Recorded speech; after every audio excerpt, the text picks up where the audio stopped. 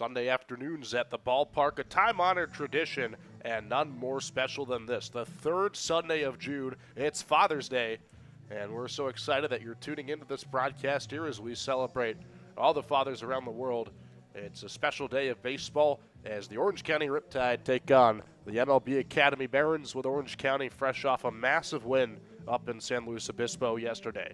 Good evening, folks, wherever you may be. I'll be sitting alongside Aiden Pham, and Aiden, a statement win yesterday for the Riptide. Yeah, arguably one of the biggest wins of the summer for the Riptide. They snapped the Blues' 13-game win streak in a tough environment to win on the road. And you talk about big wins all season for the Riptide. That one comes up big, and it was kind of a blowout. The Riptide got onto them early, and the final scoreline wasn't really telltale of how that game really went. Two straight blowout wins for the Riptide. They look to make it a third here on this Sunday against the MLB Academy Barons. Here's the starting lineup for the visiting Barons. A.G. Sawamura, the center fielder, leads things off. Elijah Clayton, the shortstop, bats second. Nathaniel Williams, the DH, bats third. Jason Delviar, the first baseman, bats fourth. Nigel Buckley, the catcher, bats fifth. Chip Mertz in right field bats sixth. Antonio Lahan in left bats seventh. Mark Emmerman, the second baseman, bats eighth. And David Aguirre, the third baseman for the Barons, rounds things off and bats ninth. Riptide defense behind Andrew Harper today. Aiden Pham. Yeah, in left field, it's Reed Montgomery. Hunter Harrington gets the start in center field. Tatum Marsh, the right fielder for the Riptide. Infield goes Boudreau at third base. Connor Barth at short. Dennis Fitzpatrick is back in the lineup. He's at second base. Justin Tiller at first base. Doing the catching, it's Cooper Klauser for the starting pitcher, the righty Andrew Harper. Third start of the season for Andrew Harper. Fourth appearance of the season for the Riptide.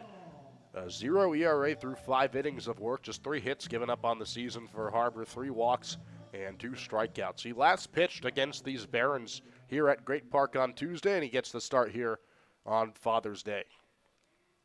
A.G. Sawamura from Matsuyama, Japan, leads things off for the Barons here on this Sunday evening. Here's the first pitch. Taken outside by Sawamura, who's batting .345 on the season through 9 games, 10 hits, and 3 RBIs for the senior from Japan.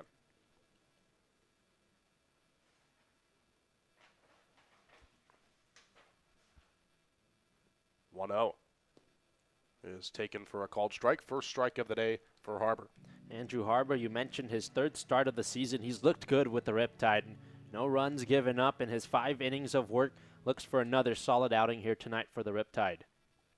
As he shakes off the catcher Klauser and gets his pitch. 1-1. Is taken outside on the edge for a called strike, too. It'll be interesting today. We get to watch both Harpers at work. Andrew makes the start, and then his younger brother Brian, who's fresh off Tommy John recovery, will get his first appearance with the Riptide later in the game. 1-2 to Sawamura. He chops it back foul and stays alive. Yeah, that's going to be a lot of fun to see. Andrew Harper starts on the mound. His younger brother, Brian Harper, comes in later. It's only fitting that it's on Father's Day. I'm sure Mr. and Mrs. Harper are very proud of their sons and their baseball prowess out there on the mound. As Harper has a chance to show it off here, Andrew does with a 1-2 count. Here it is. Fastball misses outside. Sawamura 1 for 3 in his last game with a walk. Looks to get on board here, leading things off today for the Barons. Seen a lot of no's from Andrew Harper to Klauser. 3 straight shakes of the head, but he finally gets his pitch. Here it is. Hit out towards short, over the head of Barth for a base hit. So a leadoff single for A.G. Sawamura, and that's how the day begins for the Barons. That's a good start for the Barons right there. Sawamura just bloops it out of the reach of Barth. That's short. It's in a left, and the first hit of the ball game for the Academy. Sawamura's over at first now for the shortstop Elijah Clayton. He's a guy you got to keep your eye out for. 10 stolen bases. That's tied for second in the CCL. So speedy guy on first for the Barons here. He was a thorn on the side of the Riptide 7 days ago when these two teams played in Compton. Had an excellent game and led the Barons to a win over there at the MLB Youth Academy as he skies the ball all the way out to left field. Montgomery makes the catch for the first out of the day. Sawamura tags up for second. Throw to second is not in time, and he's in there safely.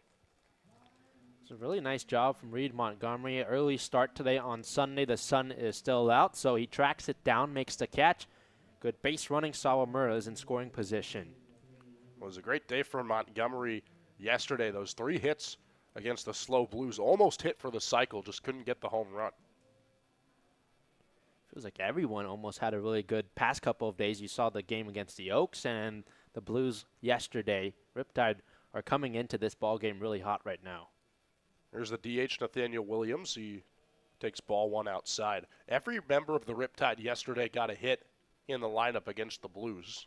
Just goes to show how well they were hitting. 15 hits in total on the day. Of course, 10 runs up and slow. This too after the Riptide didn't get to take batting practice because it took us nearly 6 hours to get up to San Luis Obispo thanks to traffic on the 101. As Harbor fires outside for a strike, it's a 1-1 count to the DH Nathaniel Williams. 400 average through 11 games. That's good for 16 hits and an equal amount of runs batted in. Looking for a school to call home after playing 2 seasons at Santa Ana College. The 3C2A champions, they won right here at Great Park just a few weeks ago. As Harbor heaves the 1-1 home, it's hit out towards third, right into the glove of Boudreau. Throw to first, takes a hop in the dirt, but Tiller fields it cleanly as Sawamura gets up towards third base. So the go-ahead run of the game is 90 feet away from home, but Harbor gets to work with 2 outs against Jason Del Villar. It's a productive out for the Barons. You advance the base runner. Sawamura's 90 feet from home. Del Villar steps up. Leads the CCL in home runs. Del Villar does with 4 of them this summer. Here is Jason Del Villar, one of the most dangerous power hitters in the CCL so far this season. As he skies the first pitch he sees up towards first base and out of play. Over in the Barons dugout as the MLB starter Jack Fischel gets loose out there in the bullpen. Mentioned the 4 home runs for Del Villar. He's hitting .244 on the season, 10 hits and 7 RBIs. He had 4 home runs last Sunday when we first played the Barons, so he hasn't had one in at least a week. As Harbor fires the pitch and nearly clips Del Villar. Looks like it did clip him, the home plate umpire, Dewey Bratcher, says. So that's runners on the corners for the Barons here. So Del Villar is plunked in the front shoulder by Harbor. He'll head over to first. And Nigel Buckley, the Barons catcher, gets to work with runners at first and third and 2 outs. You got traffic on the base paths, but the good thing here for Andrew Harbor is you got 2 outs on the board, so just looking for that third one. Nigel Buckley here was 0 for 4 against the Riptide when they last faced them. 0 for 4 in his last game as well with a walk. As Harbor steps off first and has to readjust. No walks so far for Andrew Harbor. That's been his kryptonite in his first few starts with the Riptide, but he does have trouble on the base paths here in his first inning of work. As his first pitch to Buckley is chopped back foul. Buckley, we mentioned 0 for 4 in his last game, 0 for 4 in his last match against the Riptide, but he's having a solid season, .278 through 10 games, 10 hits, 5 RBIs. Looking for RBI number 6 here with Sawamura over at third and 2 outs. As Harbor heaves the 0-1 home, Buckley chops it back foul once again.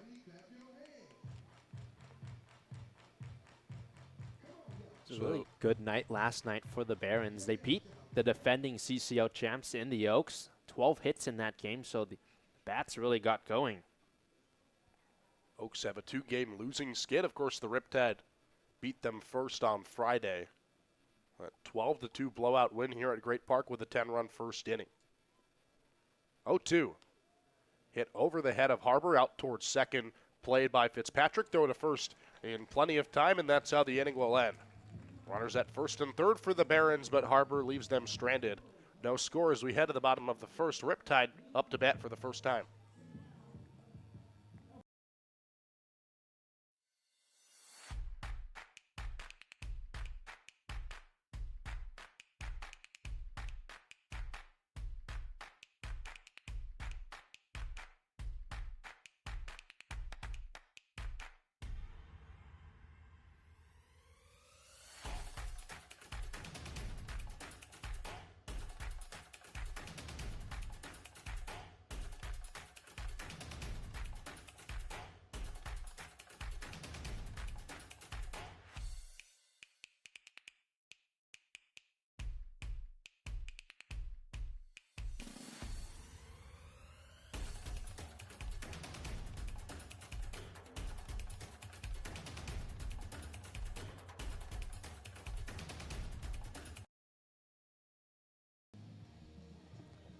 Bottom of the first inning, no score between the Barons and the Riptide here on Father's Day in Irvine. Obviously alongside Aiden Pham.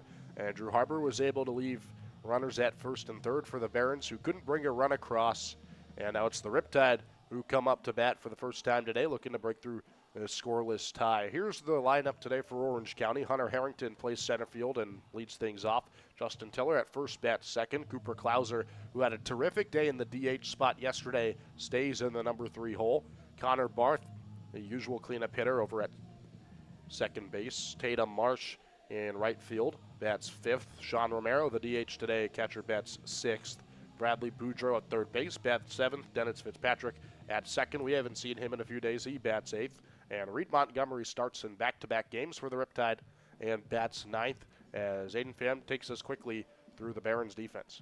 Lujan's in left, Sawa Murray in center. Chip Mertz starts in right. Infield goes from left to right. Aguirre at third, Clayton at short. Emmerman's the second baseman. And Del Villar, the first baseman. Nigel Buckley, the catcher. And the starting pitcher is the lefty, Jack Fischel. As Fischel wants a quick word with his catcher Buckley before he throws a pitch. Third game of the season for Jack Fischel. Second start, back-to-back starts here against the Riptide on Sundays. He pitched last Sunday up in Compton against Orange County. 3 innings of work, 5 hits, 3 runs, all of which were given up in that top of the first inning. 2 walks and 3 strikeouts. But after the Riptide struck for those 3 runs, it was a relatively quiet day offensively as Harrington takes a strike to begin his day. It was a loss for the Riptide last Sunday, a chance to bounce back and get some revenge here on this Sunday. Harrington swings at the 0-1 and hits it right into the glove of Aguirre on a bouncer to third. Throw to first is in time, and there's the first out for the Riptide batters today. Nice job from Jack Fischel to get that first out quickly of Hunter Harrington. Up comes Justin Tiller. Interesting note, no Andrew Ramos today, so you got Jarrett Sable filling in, coaching first base, and I know he had a smile on his face when he was told that. Andrew Ramos did not travel with the team yesterday up to Slow as well.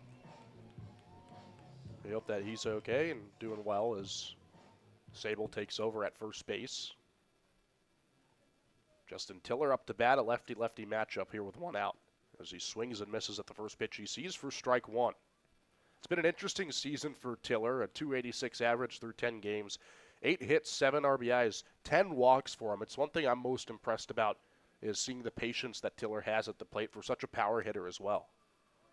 As he swings this pitch and lifts it out towards left field foul. He certainly has been really patient and disciplined at the plate. You talk about doesn't need to be that home run guy. He's found other ways to reach. He's actually reached in 9 straight games, so that goes to show you his ability to find a way to get aboard. Sadly, Justin Tiller is due to head home next week. A number of Riptide players signed for just the first half, including Justin Tiller, as he gets some much-needed rest before he heads to College Station and continues his collegiate baseball career at Texas A&M, where he was able to commit after 2 strong seasons at Cypress College. As he took the 0-2 inside, so it's a 1-2 count to Tiller. There's the delivery from Fischel. Tiller chops it out towards the mound, and it went foul. Looked like it bounced off that front leg guard of Tiller as he has to adjust it there. Yeah, clanked off of Tiller. It's a foul ball, and the count is 1-2. So a chance for Jack Fischel to get his first strikeout of the day here. It was a quick out, number 1 for Fischel. Got Harrington to bite on the second pitch of the game, and he hit it out to the third baseman, Aguirre. Looking for back-to-back outs against the Riptide, and he gets it as Tiller goes down swinging for the second out here in the bottom of the first. Tiller chases that pitch outside. He comes up empty, and Jack Fischel, you mentioned how he gave up 3 runs last time he faced the Riptide. This is a good start. Retire your first 2 batter, and now you're looking for a 1-2-3 inning. So here's Cooper Klauser, who's been on an absolute tear at the plate. 5 for 5 in yesterday's game with 3 doubles and 2 singles, including a big 2 RBI double in the top of the first inning that kicked off the 10-run game for the Riptide up in Slow. That game was so productive for Klauser. He raised his average by a whole 100th from 300 up to 400 in one day. But Erie's quickly behind 0-2 to Jack Fischel. Klauser was in the DH spot yesterday. He's catching today. That rotation of 4 catchers for Brian Evans as he takes outside. It's 1-2. Yeah, he's red hot and feels like you got to keep him in the lineup, right? 9 for 9 in his last 9 at-bats. It feels like he's primed to be named CCL Hitter of the Week. 1-2 is hit out towards center field. Another hit for Cooper Klauser. He cannot be stopped at the plate. And that case for CCL Hitter of the Week continues for Cooper Klauser. Yeah, Cooper Klauser, what a week he's having. It's 10 straight at-bats and 10 hits for him. And the Riptide, some 2-out hitting here in the first. As Connor Barth steps up to the plate. Klauser was at ASU this past season, ended up going in the portal, and Michigan quickly picked him up. And I'll tell you what, they have to be happy with that signing up there in Ann Arbor, the way that he's played at the plate these last 3 games. At the plate and at catcher as well, Cooper Klauser, he's done a nice job throughout his time with the Riptide. Here's Connor Barth, who brought in Klauser twice yesterday on a pair of RBI doubles. He's quickly up ahead in the count, 2-0. And with how productive Cooper Klauser has been recently, he now leads the team in hits and obviously batting average. Now comes Connor Barth, who's also been a really good hitter. Yeah, the hitting streak of Connor Barth now at 5 games as he swings and misses at the 2-0. .333 is what Connor Barth is hitting on the season through 11 games with the Riptide. 13 hits and 10 RBIs, including the 2 yesterday. 2-1 is taken high and outside. Connor Barth had 2 great seasons at Folsom Lake College, teammates with Riptide teammate Trajan Rogowski, 2 of them heading their separate ways after their 2 years at JUCO.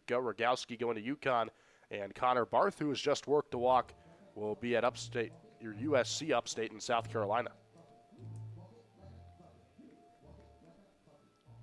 Jack Fischel did a nice job to record those first 2 outs, but since then it's been a single and now a walk to Connor Barth. So trying to get out of this inning, Jack Fischel unscathed.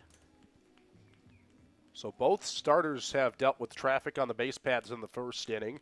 Harbor had runners on the corners, and Fischel has runners at first and second, with Tatum Marsh up to bat as he takes a strike outside.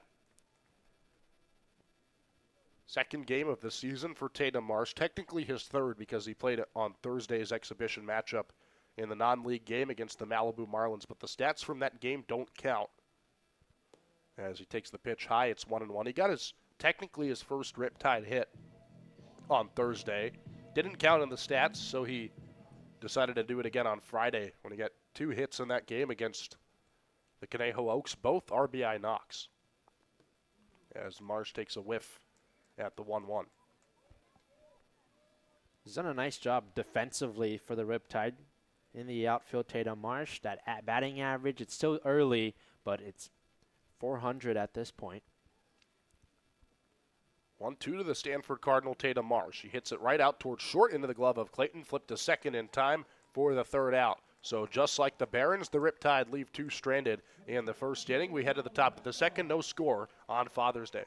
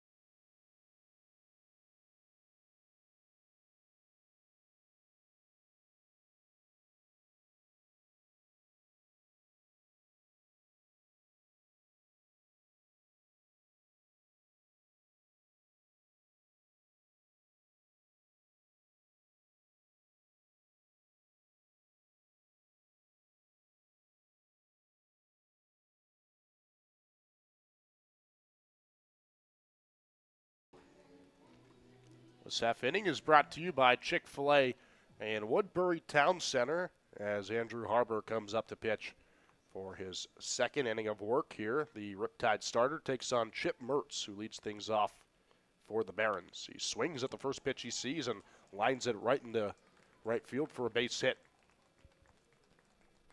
Similar start to that first inning for the Barons.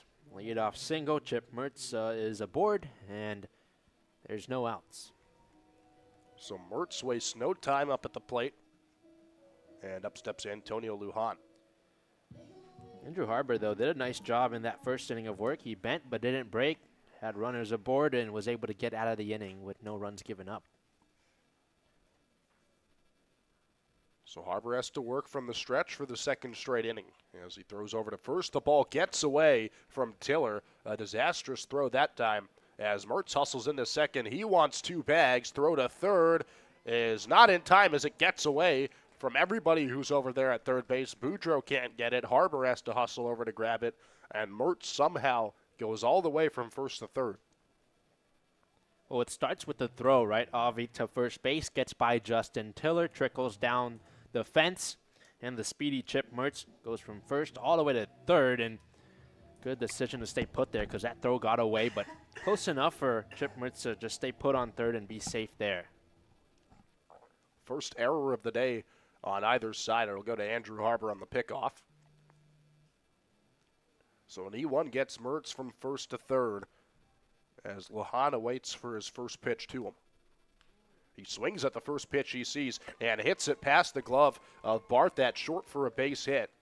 Just like that, the Barons take a 1-0 lead here in the second. First run given up all year by Andrew Harber. That's just great execution by Antonio Lujan. Sends the ball right up the middle. It's an RBI single. You get the first run. These past two games, the Riptide have jumped ahead on their opponents early, so it's a good sign for the Barons to take the early lead here in Irvine tonight. It was about as easy of a run as you could get with the circus play from the Riptide defense on the missed pickoff over to first. That got Mertz to third. So here's Mark Emmerin with no outs.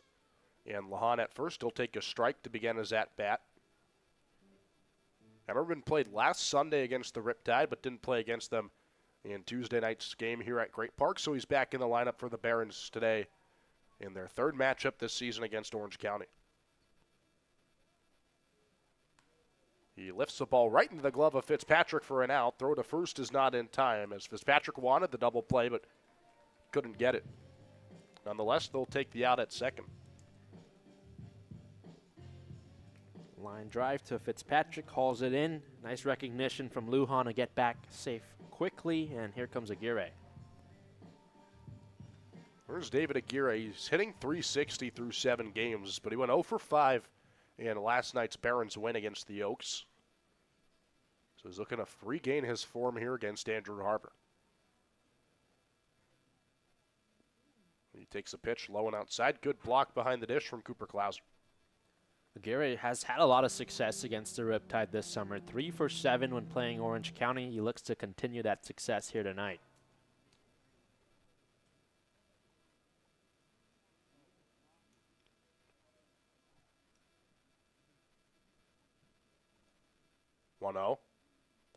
Is taken outside. Klauser throws to first. Tiller has to leap in the air to grab the baseball as Lujan's in sliding. And for as great defensively as Klauser has been behind the dish, the one thing that's seemed to have gotten through him throughout the season is accuracy on throws over to the bag. Yeah, that's definitely an area of his game that he's going to work on. As Harber heaves a pitch right down Broadway for strike one. This is a Riptide team that, as we've seen, certainly have championship potential. We saw it on Friday and Saturday against two excellent squads in Conejo and Slow, but to do that, they need to clean up the little mistakes defensively, and that's what's costed them this first run on the scoreboard. The error on the pickoff throw from Harber that got Chip Mertz from first to third as an opportunity to get out of this inning. Throw to second for one, throw to first is in time. Riptide go around the horn to get out of the second inning with just the one run allowed. 1-0 Barons on an RBI knock from Antonio Lujan as Andrew Harber turns two and the Riptide come up to bat in the bottom of the second.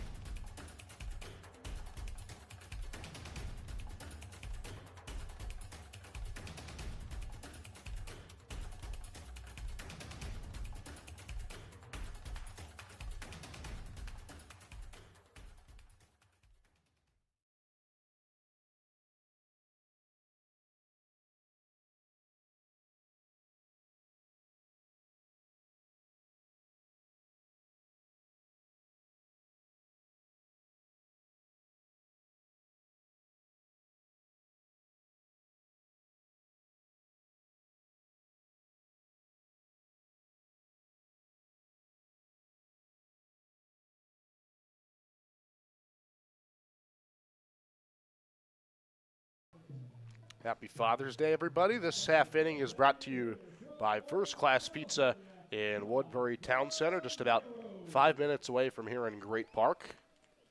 Riptide down 1-0 to the Barons. An error brought Chip Mertz from first to third. He came over on an RBI single from Antonio Lujan. So the Riptide look to even things up here. It's Sean Romero at the plate who takes strike one. Romero, Boudreaux, and Fitzpatrick due up for the Riptide against Jack Fischel, who's out for his second inning of work. 1-1 from Fischel is taken outside for ball two. We'll have a special guest up here in honor of Father's Day. Sean Romero's father, a former play-by-play announcer, will come up to call a half inning here on the Riptide Broadcast Network, as Romero chops the ball foul out towards the Riptide dugout at third. Yeah, it's going to be a lot of fun to see Mr. Romero come up here. Hopefully he gets a chance to call his own sons at bat, but Riptide down 1-0. If there's something we know about Orange County this year is that they know how to rally. 1-2 is taken outside. Well, being from out of state, my father not at the game here today, but I'm sure he's watching at home. Either that or the U.S. Open highlights, as Romero takes outside for ball three.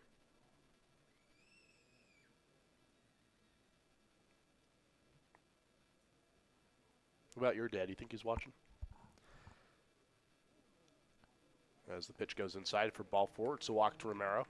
I know my dad's not watching for a fact. He's visiting family. Actually, you know what? He might be watching with family. I don't think he is, but potentially. So Sean Romero's dad, who's watching Sean play here today at Great Park, must be proud as his son works a full count walk to lead things off here in the bottom of the second, tying run at first for Bradley Boudreaux.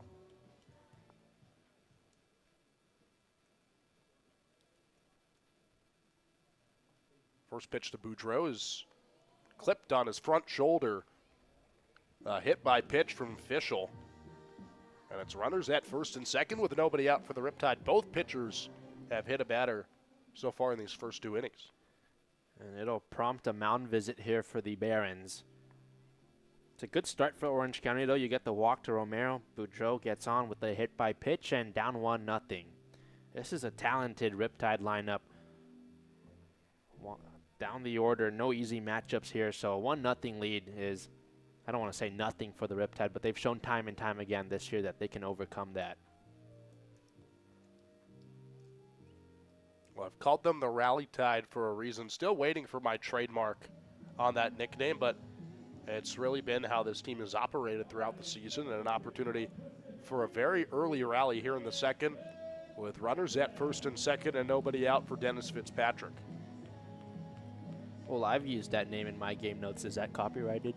I'll let you use it there. Okay. Here's Fitzpatrick, who is looking for some sort of revenge against the Barons, and I'll tell you why in just a second. As he takes the first pitch, he sees high for a ball. Fitzpatrick had 3 tough plays at second base in the second inning on Sunday, including an error. It was part of a 4-run second inning that allowed the Barons to take the lead over the Riptide. Barons would end up winning that game. Fitzpatrick would not play on Tuesday against the MLB Academy Barons, but he's in the lineup today, so he gets an opportunity to mend for those plays at second and get some payback against the Barons. Well, he hasn't played a CCL matchup since that Barons game. He played against the Malibu Marlins, which, of course, that game doesn't count. Yes, Fitzpatrick hits the 1 run right to third. Aguirre to second for 1. Throw to first is in time. And instead of a big opportunity for Dennis Fitzpatrick, he hits into a double play. That's just an unfortunate play there for the Riptide. You do get Sean Romero, who advances to third, though. So still a runner 90 feet from home for Reed Montgomery here. It's early. Very early here in the second, but somehow both teams have already turned a double play. Barons actually have hit into the most double plays in the CCL this year, so interesting that we've seen them both pretty early hit into double plays. As Reed Montgomery takes a pitch inside, it's a 1-0 count. So the bad news is the 2 outs, but the good news is that the tying run in Romero is over at third for Montgomery, who's fresh off a 3-hit day up in San Luis Obispo. As he hits the ball right into a sliding glove of Emmerman, throw to first, and plenty of time to retire Montgomery. Riptide had runners at first and second with nobody out, but they're unable to bring in a run. It stays 1-0 Academy as we head to the top of the third.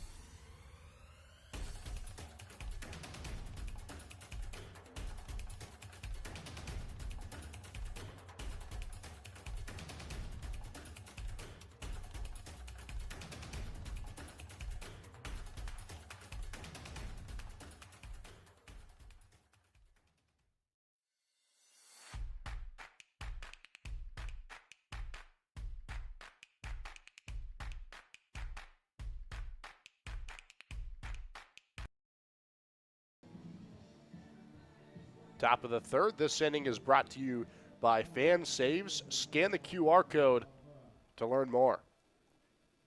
1-0 Barons. Top of the order due up for the MLB Academy as Andrew Harbor goes back out for his third inning of work. A.G. Sawamura leads things off. Here's the first pitch of the inning. Outside for strike one. It's been a pretty solid day for Andrew Harbor so far, but he had that error on the pickoff to first base that let Chip Mertz, who led off the last inning with a single, get over to third, and then he was brought in on the next batter on an RBI single from Antonio Lujan. Yeah, and that's why the score is 1-0 here as Sawamura takes ball one low. Sawamura led this game off with a single for the Barons, so he's up for the second time. Eiji Sawamura from Japan, but he played this past season in eastern New Mexico. And he takes outside. It's 1-2 hit. 360 with eastern New Mexico. 58 hits, 19 RBIs. He's taken the unconventional route for a Japanese ball player of playing collegiately in the United States in hopes of going directly into the MLB system. 1-2. Bounce inside on a breaking ball. It's a 2-2 count to Sawamura. Usually in Japan, players go straight from high school baseball in the Koshien tournament right into the NPB, the Nippon Professional Baseball League. It's probably the best league in the world outside of the United States. But for a lot of guys, you have to play for your team there for a certain amount of years before you can be posted to sign with an MLB team.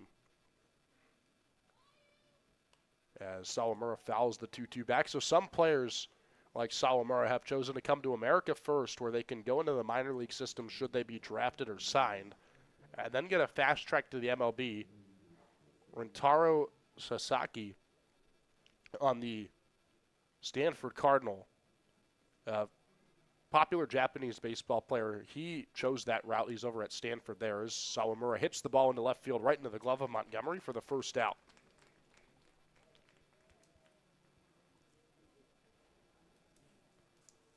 So a liner out to Montgomery, retires Sawamura, and up steps the speedy Elijah Clayton. We're going to get out number 1 there for Andrew Harbor. Just a simple, would you call that a fly out or a line out? It was kind of both. I'd say it's more of a line, the way that the ball came in Okay. and the speed that it came in, but it was also sort of a fly because it had stayed up in the air. I think you could score that one either way. Here's Clayton, who's the beer batter today. He takes the first pitch he sees right down the middle for strike 1. A fly out in his first at-bat, so he was retired, but not on the strikeout. Of course, a strikeout gives the fans 21 and older here at the Great Park a discount on all brewed beverages. As Harbor misses low, it's 1-1. Especially on a day like Father's Day today. We have a good crowd here at the Great Park, so would definitely make a lot of people happy in Irvine if he strikes out here. Well, there's nothing like Father's Day baseball. I feel like baseball games become even more elevated on those holiday games. Just another reason for fans to come out to the ballpark on their day off. You see it with Memorial Day, of course, 4th of July, always a big one. Father's Day, another big one too. Mother's Day as well. All the baseball moms out there.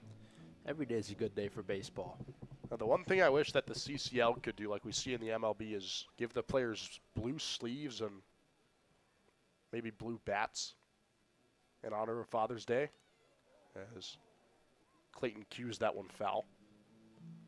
That was an excuse me swing there for Clayton. Got a piece of it, and now he's 1 strike away from striking out. 1-2 the count to Elijah Clayton.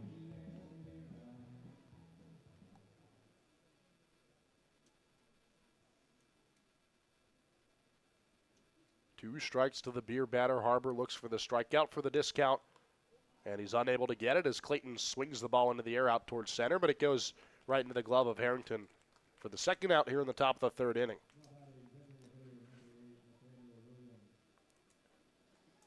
So far, so good in the 3rd here for Andrew Harbor.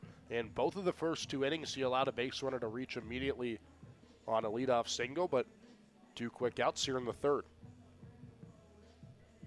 I'm going to bring up the DH, Nathaniel Williams, who's 0 for 1 on the day with a ground out. This is a guy the Barons like a lot here. 8-game hit streak, 400 batting average. Really good hitter. Swing and a miss at the first pitch to Williams, and he almost swung out of his shoes there. Yeah, he was thinking about one thing, and it was sending the ball over the fence. Something that's relatively hard to do here at Great Park, those dimensions of the outfield on that high outfield fence. As Williams takes low, it's 1-1. 325 out to left and right, 362 out to left, center, right center, and 400 feet out there to the batter's eye in center field. I don't think we've been to a game at all where anybody's hit it out towards dead center, as this ball is a blooper lifted out towards left field. Montgomery tracks down and makes the catch for a 1-2-3 out 3rd inning for Andrew Harbor. A solid ending of work for Harbor. We head to the bottom of the 3rd. Riptide look to cut into this 1-0 Barons lead.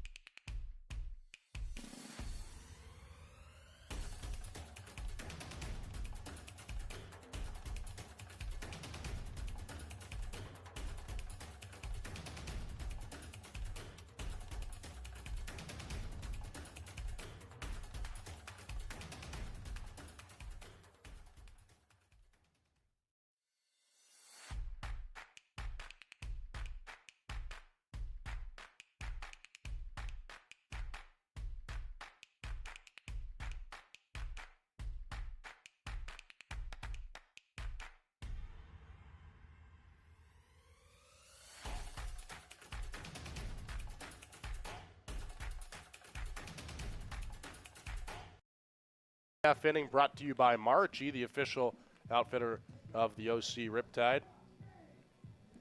Hunter Harrington leads things off here for the Riptide. Top of the order due up against Jack Fischel. Riptide looking for their first run of the game. As Harrington takes a strike outside to begin his at-bat, 0 for 1 on the day with a ground out on the second pitch of the ball game. 0-1. Almost clips Harrington, and we've seen a few of those from Jack Fischel. He already hit Boudreaux. And maybe that ball slipped out wrong, but it was way away from Hunter Harrington. You saw the smile on the face of Jack Fisher after that pitch. No harm done, though. Nobody got hit. It's a 1-on-1 count. Swing and a miss at the 1-1 outside, and Harrington behind 1-2. Hunter Harrington hitting .357 through 5 games, 5 hits, 2 RBIs. A speedy center fielder straight out of high school for the Riptide. As he whiffs the 1-2 back foul, able to catch a piece of the baseball and stay alive. Just one of 3 high school graduates that are playing with the Riptide here this summer. Hit .281 at Cathedral Catholic this past season down in San Diego, and he's committed to play with Tatum Marsh at Stanford next season. 1-2 is taken outside. It's a 2-2 count. You know, Avi, I think such an impressive thing about Hunter Harrington is he's young, but he's mature, right? A really good baseball player, great guy to talk to, and he's had a good summer. As he drives this ball out towards short, scooped up by Clayton on a slide. Throw to first is in time for the out. Defense has looked good for the Barons tonight. Clayton makes a nice play there to retire Hunter Harrington, and up comes Justin Tiller. So Harrington goes down on the 6-3, and there's Justin Tiller with 1 out and the base is empty.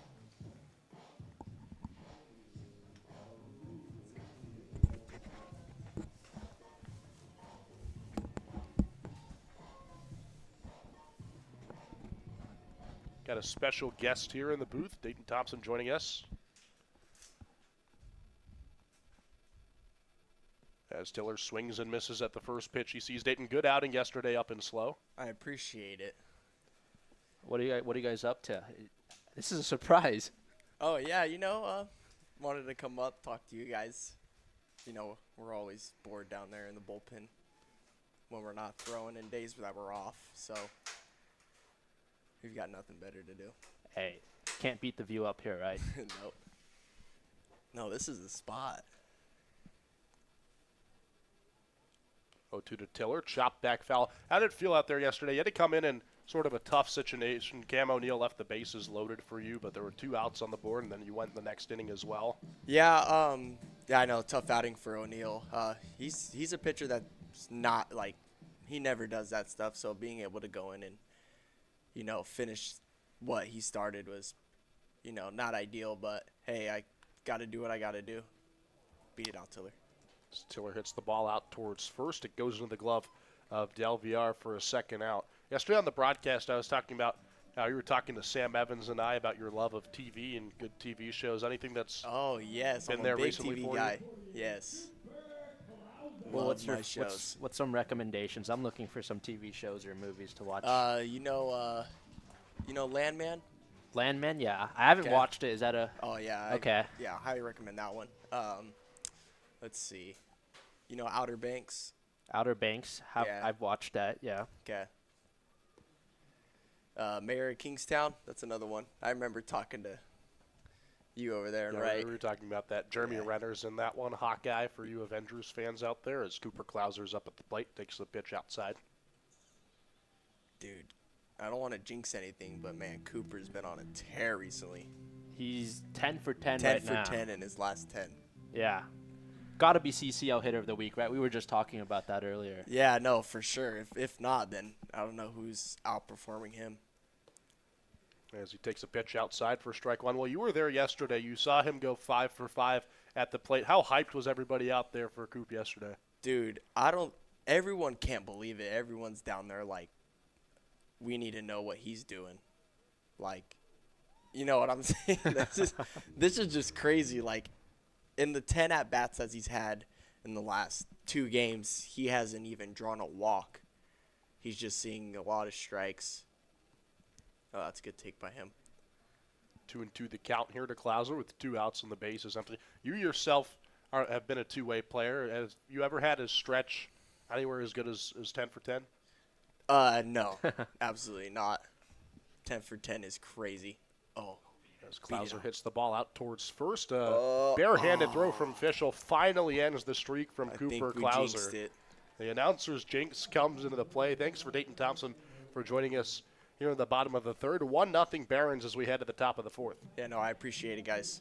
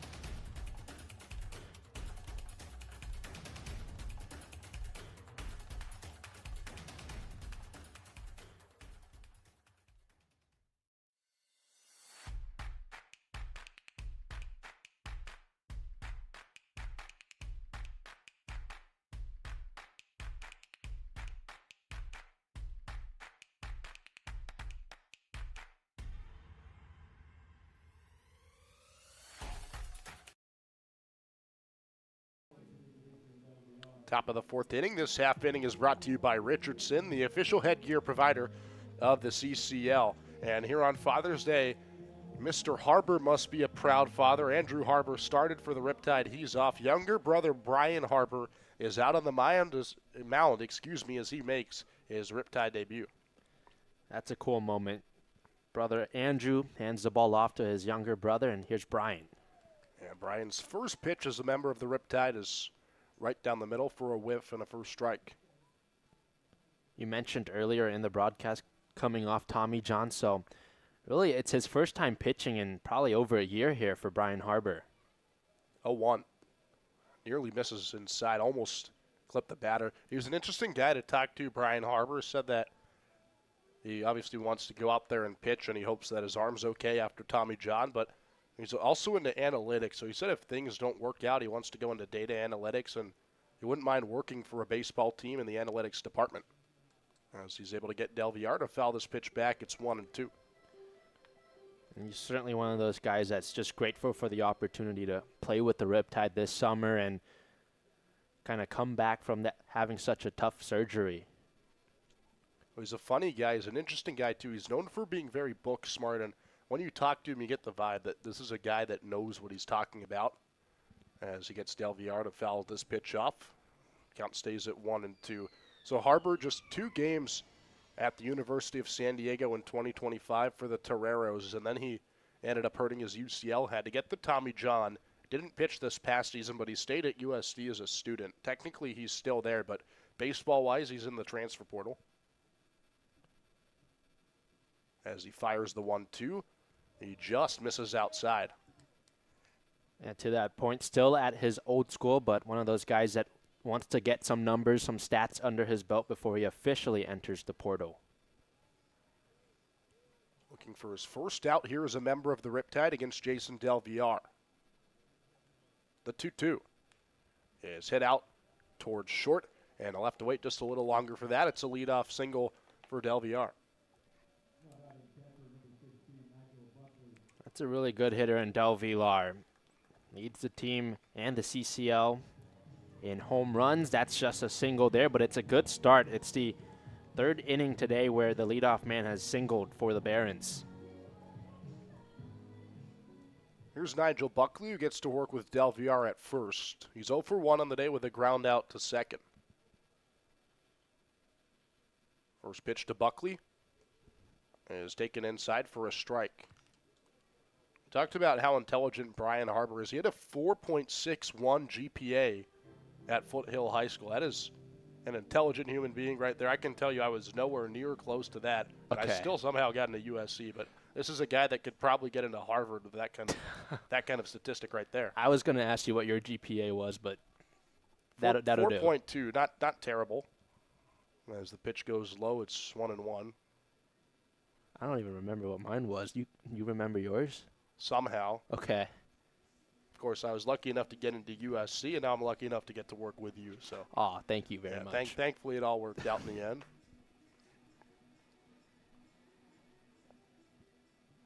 As Harbour is even in a 1-1 count to Nigel Buckley.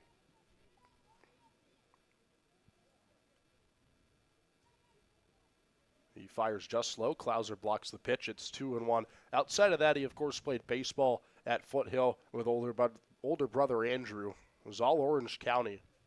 A two-way athlete at Foothill. Played basketball as well. 6'4" out there on the mound. No surprise. 2-1. Is taken high and inside. And Foothill, obviously one of those programs here in Orange County that has a really good baseball program. So he had a lot of success there, and that's not an easy baseball team to be on because of how good they are. 3-1. Misses high and inside again. So it's a 5-pitch walk to Nigel Buckley. And there's runners at first and second with nobody out for Chip Mertz. I like this move here for Cooper Klauser. You got your pitcher in the game. It's his first outing with the Riptide. He's let the first two runners he's faced get on, and just go out there, talk to him, calm him down here, let him know he's all right. Well, there has to be some measure of nerves out there for Brian Harbour. Not only is it his first appearance with the Riptide, but of course it's his first appearance on the mound in a live game in over a year. I was talking to him the other day. I think he said the number was somewhere around 15 months since he last pitched a live baseball game. So some rust there. He's trying to shake it off. As he takes on Chip Mertz, who's 1 for 1 in the game. Led off with a single in the second inning and then came around to score. After the E1 from Andrew Harbour and the RBI knock from Lujan. Mertz shows bunt and pulls back. Throw to second is in time for an out.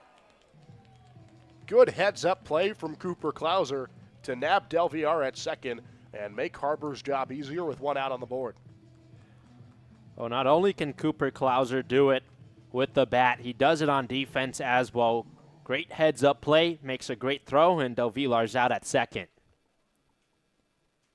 Well, the 10-for-10 streak of Cooper Klauser ended on the last at-bat, but he's able to make up for it with an excellent throw over to second as Mertz takes a big hack at the 1-0.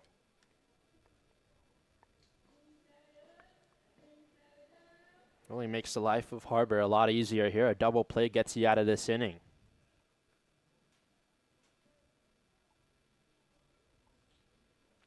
Harbour gets his sign from Klauser.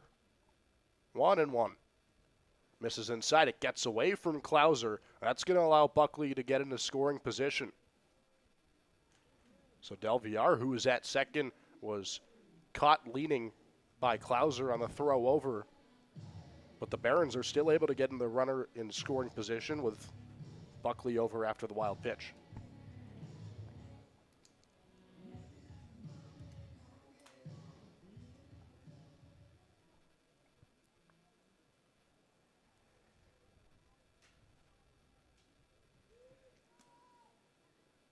2-1 from Harbor. Was skied into the air, a high pop-up out towards second. Barth tracks and drops the ball in the sun. He falls down out on the grass. And Mertz reaches safely. It looked like Barth had completely tracked the ball, and then somehow, some way, it went out of his glove. Yeah, early start today. The sun's out there. Might have been one of those plays where Connor Barth was fighting the sun. He was in position to make it, but it clanks off of his glove, and that's the second error of the game, and Chip Mertz, once again, the beneficiary of that error. So 2 errors so far for the Riptide defense. They had 3 yesterday up and slow, but of course they had 10 runs batting-wise, so those errors didn't really matter there. But they're down 1-0 here against the Barons as this ball's hit out towards second, and a nice pop-up play retires Lahan for the second out, and a much-needed one at that. Yeah, big out number 2. You're 1 out away from getting out of this inning. You got Mark Emmerman stepping up. That's the focus right now for Brian Harbor. Just get the out here, and that's 3 outs. So Brian Harbor, in his first live appearance on the mound in over a year, started off with some difficulty. Leadoff single from Del Villar, the walk to Buckley.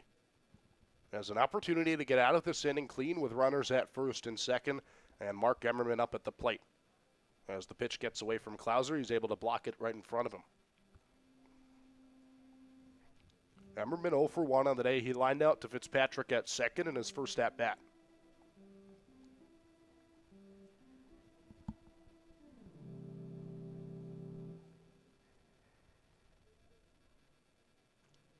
Barons have made Brian Harbor work here in his first inning. 16 pitches on the mound for him as he checks second and fires number 17. It's a high fastball that just misses the zone, 2-0 the count. Most likely here for Brian Harbor. It's his first appearance, so just going to go 1 inning. So trying to get that out here, and that should probably be his day. I think the most important thing here for Harbor, regardless of what happens on the scoreboard, is just how he feels out there with his arm after coming back from Tommy John. The main concern isn't what happens here in the ball game, but are you able to keep pitching, and how are you able to recover after such a long stretch away from baseball? He's behind 3-0 in the count here to Emmerman and needs to recover on this pitch. He's unable to do so. It's a 4-pitch walk to Mark Emmerman, so the bases are loaded with 2 outs for David Aguirre. And here comes Brian Evans. Looks like we'll have a pitching change with the scheduled pitcher heading out towards the gate. So Evans makes the slow walk out to the mound, and Brian Harbor's day is done. He leaves the bases loaded for A.J. Frosto, who's the new pitcher, when we come back on the Riptide Baseball Network. 1-0 the Barons lead here in the top of the 4th.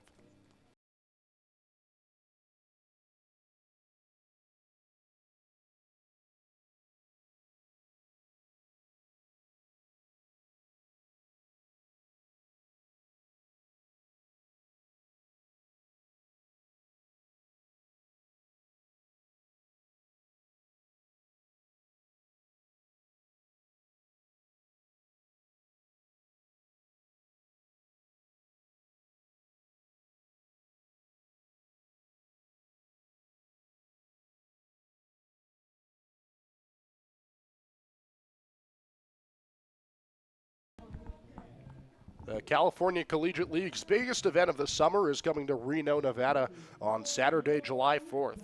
The 2026 CCL All-Star Game will bring together the league's top players and future professional prospects at Greater Nevada Field, home of the Reno Aces. Following the game, fans will enjoy a spectacular fireworks show as part of the America 250 celebration. To purchase tickets and learn more, visit calsummerball.com. Back here at Great Park, obviously, my USC broadcast partner, Raiden Pham. It's 1-0 Barons here in the top of the 4th. Brian Harbor out for his first live inning of baseball in over a year, coming back from Tommy John surgery. Had a decent day on the mound, but he's loaded the bases here with 2 outs for the new pitcher in A.J. Frosto. Tough situation here for Frosto to come in. Bases juiced. So far this inning, it's his 5th appearance for A.J. Frosto this summer. 5 innings pitch, a 5.40 ERA 4 walks to 8 strikeouts. He does have a win on the summer. Well, it's an eerily similar situation for A.J. Frosto to his last appearance on Wednesday against the Arroyo Seco Saints when he came in with the bases loaded and 2 outs. Ended up giving up a bases clearing double from Braden Flores that would bring in all 3 of those runs, so he has an opportunity to redeem himself here and make sure that that doesn't happen twice. It's David Aguirre, who's 0 for 6 in his last 6 at-bats. First pitch to Aguirre is taken high for a ball. Aguirre hit into a 5-4-3 double play in his first plate appearance of the day. So with 2 outs, the Riptide looking for another out here from Aguirre to leave the bases loaded. He'll take a 1-0 near the head, has to duck away from the pitch to make sure he didn't get clipped in the helmet. Scary pitch there, luckily able to dodge out of the way. The count is 2-0 against Aguirre. So Frosto on the mound looks to clean up his command here after 2 straight balls to Aguirre out of the bullpen.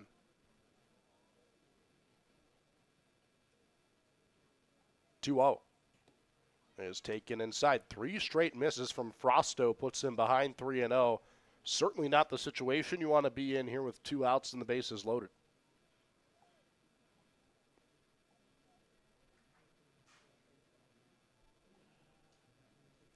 Buckley at third, Mertz at second, Emmerman at first. 3-0. Clips the edge of the zone for strike 1. There it is. Yeah, big strike there from A.J. Frosto to stay alive here. 3-1 count. It's going to be an uphill battle with the bases loaded. 3-1 is hit out into left field for a base hit. Here comes Buckley. He's going to score. Mertz rounds third. He'll score as well. A 2 RBI single with 2 outs for David Aguirre. And the Barons extend their lead. It's 3-0 here in the top of the 4th. Unfortunate for A.J. Frosto as lightning strikes twice. Nicely done from Aguirre for the Barons. That's RBIs 9 and 10 on the summer. Just sends it into left field. 2 runs come across. It's a good start for MLB here on a Sunday afternoon. 3-0 against the Riptide. So Aguirre gets out of his slump at the plate with a big RBI knock here in the top of the 4th. And the Barons lineup turns over for the second time today. It's A.G. Sawamura. First pitch to Sawamura is hit out towards second. Into the glove of a diving Fitzpatrick. Throw to first is in time to finally put an end to the inning. Great defensive play from Dennis Fitzpatrick to end the top of the 4th, but the damage has been done. 3-0 Barons. We head to the bottom of the 4th inning. A special guest will join us when we come back here on the Riptide Broadcast Network.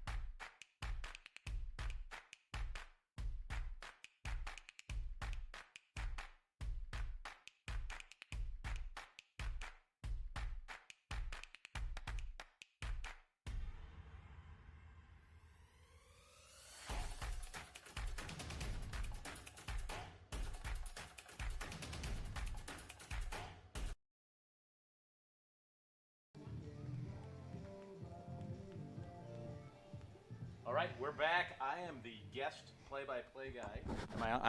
Now I'm back. All right, my name is Dan Romero. I'm a father of Sean Romero. Up to bat right now is Connor Barth. Ball hit back to the pitcher. Quick out. I'd like to thank you guys for having me in here today. Hope I don't screw it up too much. You'll be great. It's great to have you. I made it. That's Avi, and we're joined by a guest here today. Quick out there, though. From the Barons, a nice play from their pitcher. Yeah, they're going quick. Someone is trying to get me out of here fast. It's the players. Okay, so now up to bat is Tatum Marsh. Tatum Marsh is batting .400 coming into today. No homers, couple RBIs. First pitch looks like it's in for a strike. It is. So what kind of info you got on Marsh? Well, he's a new guy with the Riptide, going to Stanford, so he's a smart guy for sure, but he's had a good summer defensively and at the plate. That's great. He was really stellar as a freshman at Stanford. He had .377. He got all these awards, perfect game, Baseball America, all ACC freshman, but he sort of slumped in his second season, so he was looking to find his form here with the Riptide. Swing and a miss. Count falls to 1-2. So tell us a little bit about your broadcasting journey, because it's an interesting story. Oh, my broadcasting journey began many years ago. See the delivery here. 1-3, he goes down swing, and that's going to bring up the kid, the sophomore, Sean Romero from Orange, California. Sean batting .353 on the season, 1 homer, 4 RBIs. We hold Sean near and dear to our heart. But yeah, with regards to my backstory, many, many moons ago, there was a gym called Racquetball World down here in Santa Ana, and I used to love doing the PA announcements. So one day, someone came up to me and said, "You know what? That is going to be just foul." Count goes to 0-1. Someone, one of the local members said, "Hey, why don't you try broadcasting on?" And so Tustin and Foothill High School would have all their football games broadcast at Comcast Cable back in the day. So they brought me out there. And next thing you know, I was doing it for a couple years, doing all the football games. I got to broadcast Deshaun Foster's first ever varsity football game. He came in as a freshman. The starting running back that day got injured in the third quarter. He came in, he rushed for about 150 yards in a quarter and a half, and then cemented himself in the lore of Tustin football. Romero with a shot right to the shortstop. So that's going to be a wrap. Record time. I appreciate you guys having me in here. I didn't get to embarrass myself too much, so.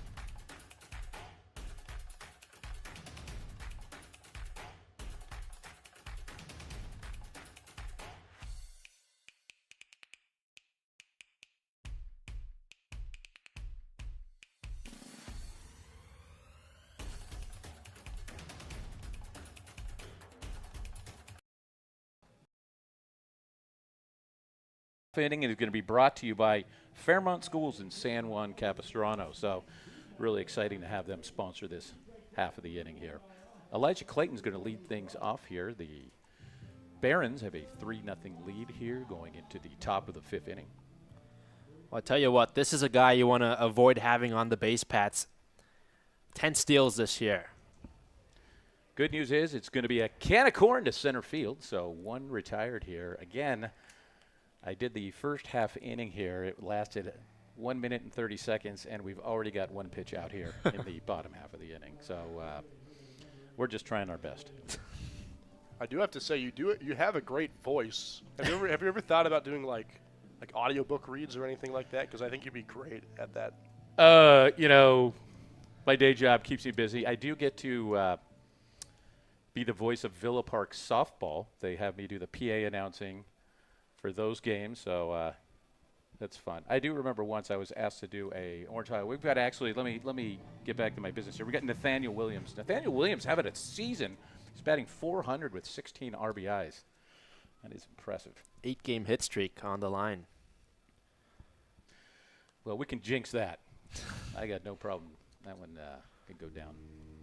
Already jinxed for Cooper Klauser. Well, 10 in a row, still a pretty handsome streak. You don't see that often No, not at all. at any level. That's an impressive stat for the young man headed to Michigan, as I understand. And he is going to hit it to left, but the streak does not continue. So a little flare out to left field is brought in by, who's that, Montgomery out there? It is Montgomery. So We did it. We jinxed him.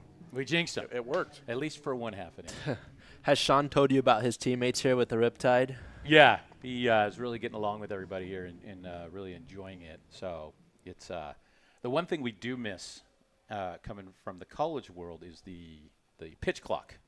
The pitch clock would be a nice addition because we've had some games here that they go a minute. I think Frosto's a guy that pitches like he has the pitch clock. This guy throws so quickly compared to everyone else out there. It's pretty crazy to watch. He's okay. Now up to bat is Jason Del Villar, 244 on the season. He's got 4 homers, though, 7 RBIs. A lot of solo shots, I'd imagine. Swing and a miss. Count goes to 1-1, even odds. Yeah, that's the most in the league, 4 home runs, but his big issue is he also swings for the fences a lot, so a lot of strikeouts here for Del Villar this year. That makes sense. Frosto, a former El Dorado player. He battled against Scoop when he played at Villa Park High School. Can you tell us about that Yeah, Scoop? you're familiar with the Scoop nickname? The name Scoop, we got to get into it right now. Oh, boy, Jim Maher would be proud. Scoop actually backed into his real name. So I actually wanted to call him Cooper. My wife wanted to call him Sean. And somehow the name Scoop originated. I said, okay, well, if we call him Sean Cooper, and that's the end of the inning there. But we call him Sean Cooper, we can go with the nickname Scoop, and it's kind of stuck in. So he's either destined to be a baseball player or a reporter or an ice cream salesman. So the baseball worked. Gentlemen, I appreciate you having me. Go Trojans. It's been fantastic up here. And that's a wrap. If you guys ever call out sick and you need me to come up and do a half inning, I'm here for you. Awesome. Love it. Thanks so for much. joining Thank you, us. gentlemen. Yep.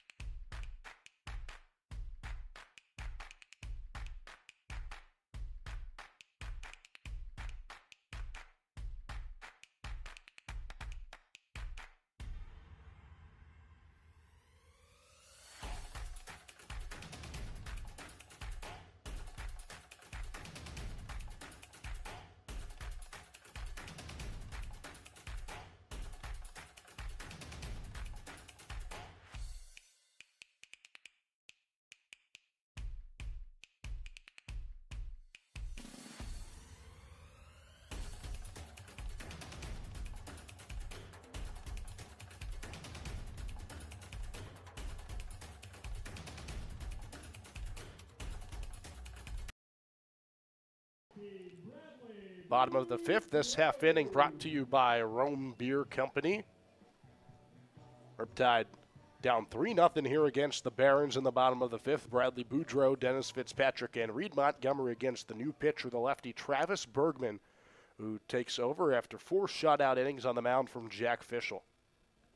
As the lefty-lefty matchup begins, and Boudreau stares at a strikeout side. Bergman out for his 4th appearance of the season with the Barons. A 9 ERA and 4 innings of work. As he misses outside, it's 1-1. Last pitched back on June 17th against Conejo, went an inning, gave up 1 hit, no runs, and struck out 2 batters. Tell you what, it's a good start for the Barons, 3-0 lead. Nice pitching from Jack Fischel, and it's Bergman's turn. Well, Fischel went 4 shutout innings, gave 1 hit, 2 walks, and 2 strikeouts. It's been that kind of day offensively for the Riptide. After scoring 12 on Friday and 10 yesterday, they're being out hit 5-1 right now against these Barons. As the pitch goes outside and catches the edge of the zone for a called strike 3. So Bergman comes out of the bullpen and immediately works a strikeout on Bradley Boudreau, who goes down looking. 3rd strikeout of the day for the Barons pitchers. It's the first from Bergman and a good start to his outing. By the way, a big thank you to Sean Romero's dad who joined us in the booth. That was some great play-by-play. Yeah, thanks to Dan Romero. He did a great job. Certainly had the voice for it, too, I have to say. Well, if you ever want to call out sick, I guess we got a replacement. That's true. Although I love my job too much to call out sick. As Fitzpatrick takes a strike inside.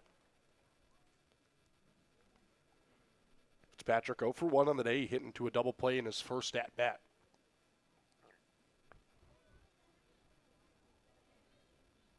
A 1. Clips Fitzpatrick. He has to go to first base. Second batter on the Riptide hit by a pitch in the game. 3rd all day on either side as Fitzpatrick goes to first with 1 out. Looks like it might have got a piece of his leg there for Dennis Fitzpatrick. He heads to first with the hit by pitch, and Riptide have a runner on, trying to work down by 3 runs. So here's Reed Montgomery with 1 out, and Fitzpatrick over at first. It's been quite the interesting week for the Riptide. The win on Tuesday against the Barons, then the loss on Wednesday to an Arroyo Seco team that's near the bottom of the South standings. The loss on Thursday, too, in the non-league exhibition match against the Malibu Marlins. So back-to-back losses, and then they come out and score 12 runs against the back-to-back CCL champs, the Conejo Oaks, and then go up to slow, score 10 runs, and break the Blues' winning streak. But they're back to the way that they started in the week with just 1 hit here on the scoreboard against the Barons as Montgomery lifts the ball into center field, and he changes that. Second hit of the game for the Riptide as Fitzpatrick's at second. Montgomery thought he was going to go to third, but he has to shuffle back to first as Fitzpatrick stayed put at second. Runners at first and second with 1 out. As the lineup turns over and Hunter Harrington comes up to bat, thanks to Omaha for picking up the bat. Nicely done there by Reed. Montgomery gets the hit. And you're right, he rounded first pretty quickly, headed for second, but once he saw Fitzpatrick was staying put at second base, quickly retreated back, and it's runners on first and second for the Riptide here. On Father's Day, Omaha and her adoptive father, our GM David Lamb, of course, the dynamic duo out there. Omaha, the Bat Dog, a staple of these OC Riptide games. Here's Hunter Harrington, who rolls a beauty of a bunt right in front of the catcher in Buckley. He was able to pick it up and throw it to first for the second out, but the sacrifice works out to perfection as it's runners in scoring position and 2 outs for Justin Tiller. Advances the base runners, and Justin Tiller, he feels like he's due. 0 for 2 to start his day. He's looking for a big hit. What a time it would be for Orange County with 2 runners on.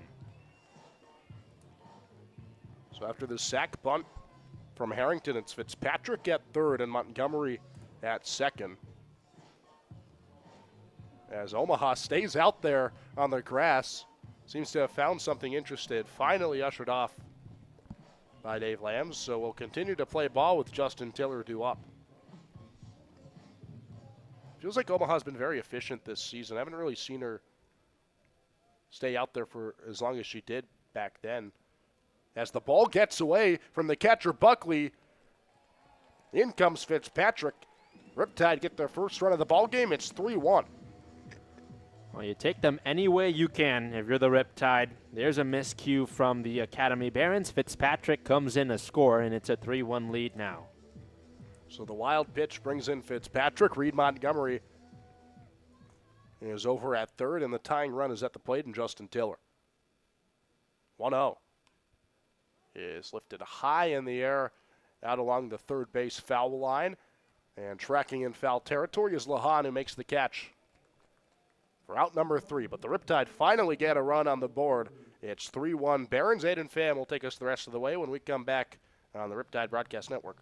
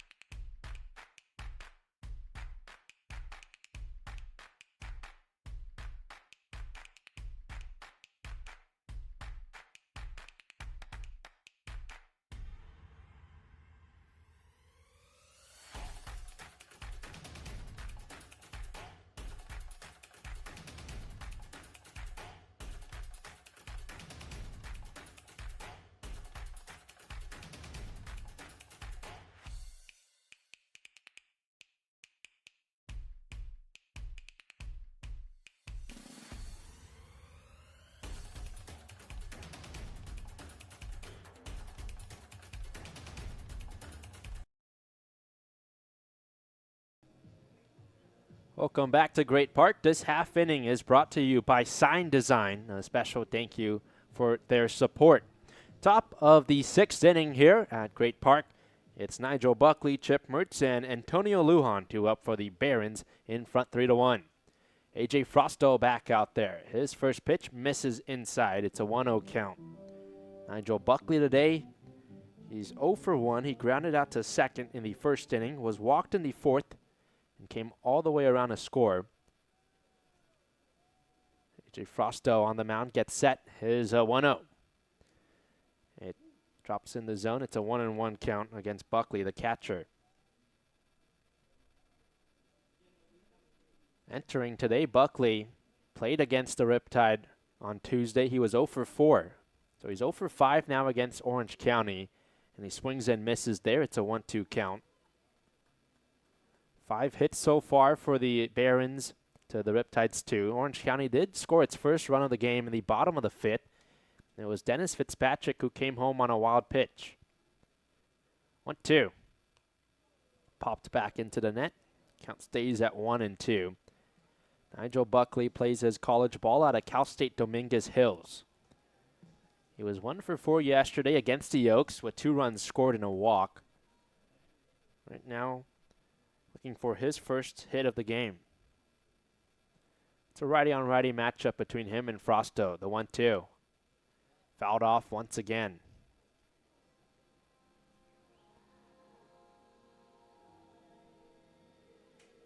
Barons had the bases loaded in the 4th inning. They were able to score 2 runs. That other run for the Academy came in the 2nd inning. That's a 3-1 lead here in the top of the 6th inning. A.J. Frosto came in for Brian Harbour when the bases were loaded. 1-2 from him. Flared out towards right field, racing in quickly Tatum Marsh. It's out of the reach of the second baseman Fitzpatrick. And there's the first hit of the ball game for Nigel Buckley. He's aboard first. Well, this would be a completely different ball game had those 2 runs not come in the 4th, right? Because we would be tied at 1 right now, but unfortunately for the Riptide, that clutch RBI single from Aguirre brought in 2 runs with the bases loaded and 2 outs, and because of that, the Riptide are paying for it right now. Yeah, Riptide have definitely not helped themselves here today. 2 errors already. They've shot themselves in the foot a couple times. Chip Mertz has benefited from both of those errors. He's up to bat the lefty against the righty Frosto. First pitch is low and in. Popped in and out of the glove of Clouser, but he quickly picks it up. A 1-0 count. Well, it was the error on the pickoff to Chip Mertz at first that allowed him to get to third, and then he would become the first run of the game for the Barons on the RBI hit from Antonio Lujan. So he's been on both times. He's been up today. Chip Mertz lined into the glove of Fitzpatrick. Buckley slipped, and he's out at first as well. So a nice play from Dennis Fitzpatrick to double up, and there's 2 away here in the 6th. Yeah, good heads-up play there from Fitzpatrick. Caught the liner, and he caught Buckley slipping. So it erases the base runner. Antonio Lujan, the switch hitter, batting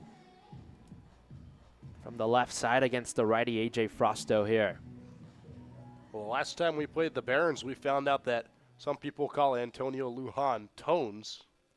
As you know, good friends with Antonio Lujan. Yeah, I went to high school with Antonio Lujan. The funny thing is, I've never called him Antonio until last week when I broadcasted his game. I'll call him Antonio for today, though. Antonio Lujan has a single here in the 2nd. Really talented hitter, though. .278 batting average. Curls that ball foul on the left side. The count is 1-1. Antonio played this past season at Azusa Pacific. He entered the transfer portal, and earlier this week he announced that he's going to Cal State Dominguez Hills. Was 1 for 4 against Orange County on that Tuesday meeting. 1-1. Bounced foul along the right field line. 1-2 the count. And talking to Lujan about his commitment to Cal State Dominguez Hills, he was pretty excited for that opportunity to go play at Dominguez Hills and continue to develop in his collegiate career. So when you saw him play in high school, did you know he'd be good enough to end up with a CCL team? 1-2 misses outside. It's a 2-2 count. He was a great high school player. I mean, all-league selection at Cypress High School. The Centurions won 2 league titles while he was there, so I think it's safe to say really good baseball player here. 2-2 from Frosto. Swing and a miss. Lujan goes down chasing a big swing, and he comes up empty. It's an abbreviated 1-2-3 inning for the Riptide. We head to the bottom of the 6th inning. Orange County trying to chip away at a 3-1 lead for the Barons.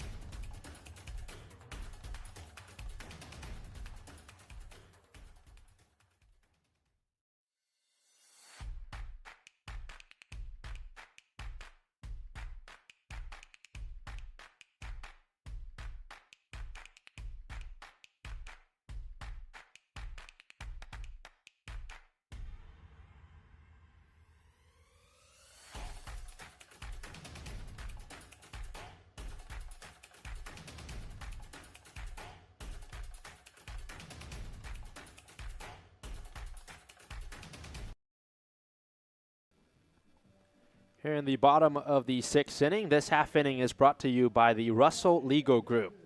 Riptide trailed the Barons 3-1. They've got Cooper Klauser, Connor Barth, and Tatum Marsh stepping up. Klauser, at one point, as the first pitch to him was low and outside, it's a 1-0 count, was 10 for 10 at one point.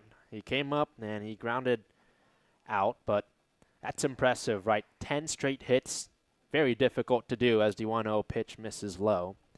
It's a 2-0 count.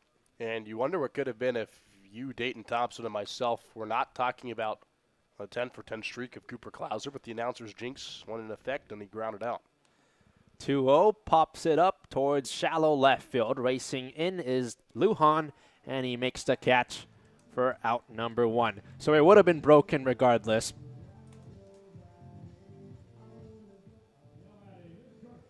Klauser's retired. Up comes Connor Barth with one away here in the bottom of the 6th inning.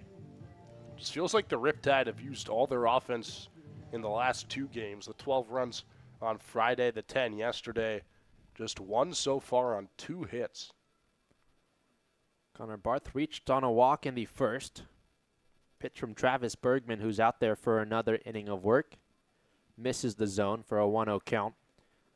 Connor Barth, the Folsom Lake product. He's going to South Carolina upstate. Nice off speed in the zone there, 1-1 count.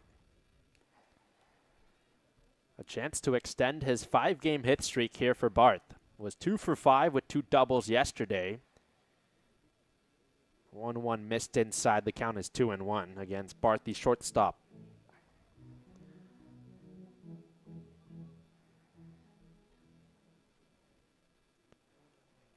We've seen the Riptide score in bunches this season.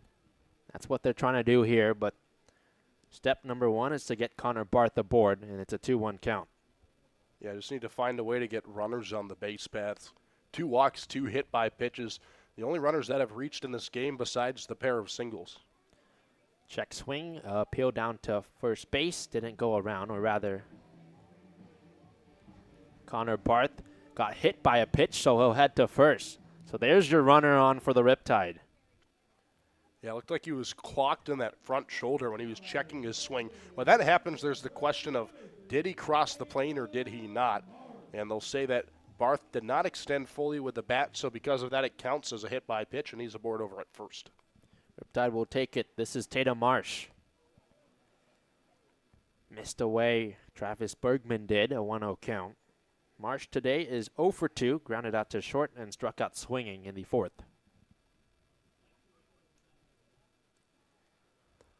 Big swing and a miss.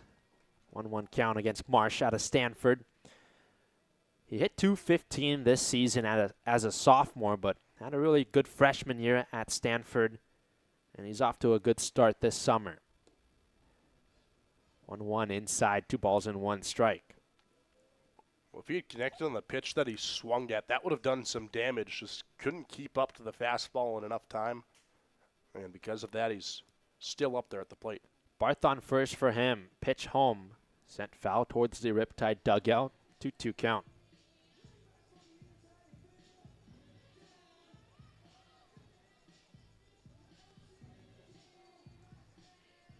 Tatum Marsh playing in his 2nd official game with the Riptide. He did play against the Malibu Marlins, but that game doesn't count towards the stat book. 2-2 to him. Up and outside. It's a 3-2 count. It's probably for the better that it doesn't because the Riptide lost in that game, but we had some good performances there. Tatum Marsh got his first hit. Brandon Weiland had 4 strikeouts on the mound in relief. Payoff pitch from Bergman. Fly ball out towards deep left field. Lujan and Sawamura all the way back, and a sliding grab from Sawamura, the center fielder. Tatum Marsh retired for an out, allowed out number 2. That's an excellent play out there in center by Sawamura. There's just really not much you can do there except tip your hat to Sawamura. Omaha, the bat dog, attempts to retreat the bat and does so successfully. You're right, she has had a good summer. Definitely can tell that Omaha has been working in the offseason. I feel like she's been a little sassy this summer, too, because she'll go out towards the opposing dugout and sort of flaunt the bat towards them before turning around. Gotta love the showmanship from Omaha. It's impressive work, that's for sure. This is Sean Romero. Unfortunately, when his dad was up doing play-by-play, he lined out to short. But here he is for the third time today. He was walked in the second inning as he swings and misses there. The count is 1-1. Well, I was hoping when Dan Romero was doing play-by-play, we would have gotten some baseball magic and Sean would have hit the ball out of the ballpark so we could have that memory, but unfortunately he hit out. Nonetheless, it was a fun inning of play-by-play for him, and we were happy to have him up in the booth. Yeah, that was a lot of fun as Romero swings and misses once again. He's down in the count 1-2. 2 outs here, bottom of the 6th. The Riptide trail 3-1 against the Barons. Connor Barth was hit by a pitch. He's on first for Romero. Lefty Bergman deals a pitch high. The count is evened at 2-2. Well, Romero does have 1 home run this summer. That was at Arroyo Seco. It was a home run at dead center. 2-2 count here against him. The pitch popped up foul towards the parking lot on the right side. We do 2-2. Riptide winners of their last 2. They come into this one 11-3. One of the hottest teams in the CCL. Barons coming off a big win against Conejo last night, 13-3. And Romero sends a foul ball into the net. It's a 2-2 count. For some reason, the Barons so far have just had the number of the Riptide through these first 3 games in the series between them. The win on Sunday, ended up losing on Tuesday, but they're ahead 3-1 here, and it's all about the Barons pitching staff today. 2-2. Upstairs, the count is full against Romero. These 2 teams are here tonight. They'll face each other once again on Thursday in Compton. Colin Costigan will have that game for you as the 3-2 pitch. Pop up towards the infield. First baseman Del Villar tracks it down. Out number 3. Riptide leave Connor Barth stranded. It's a 3-1 advantage for the Academy Barons as we head to the 7th inning.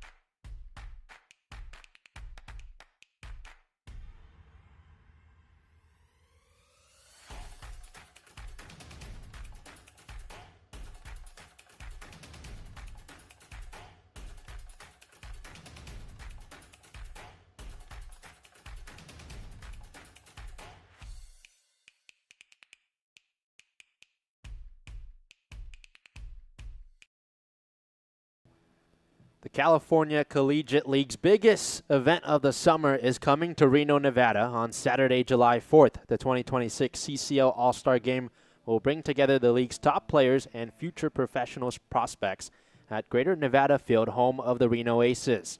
Following the games, fans can enjoy a spectacular fireworks show as part of the America 250 celebration. To purchase tickets and learn more, visit calsummerball.com. Here we are in the 7th inning. The Riptide trail 3-1 against the Barons. Aiden Pham alongside Avi Singh with you. It's his debut as a Riptide for Noah DeBella, who's out there on the mound for Orange County to begin this inning. Yeah, Noah DeBella makes his Riptide debut. We saw Brian Harbour earlier make his first appearance with the Riptide, and now it's DeBella's turn as the lefty fires a high pitch from La Mirada High School, one of 3 Riptides fresh out of high school. They'll go to UC Santa Barbara after the summer. Faces Mark Emmerman to begin his day. Emmerman sends that baseball over the press box. 1-on-1 count. Yeah, out of La Mirada High School, had a good senior year there. 13 appearances, 1 start on the mound. A 1.98 ERA for DeBella. 1-1. Popped up towards second base. Fitzpatrick and Barth. And it's Fitzpatrick, the second baseman, who makes the catch to retire Emmerman. Good start for DeBella. First batter he faces as a member of the Riptide is an out. So DeBella gets some experience with the Riptide, playing against collegiate athletes before he heads off to UC Santa Barbara in the fall. Records out number 1 there. This is David Aguirre. 1-0 count against him.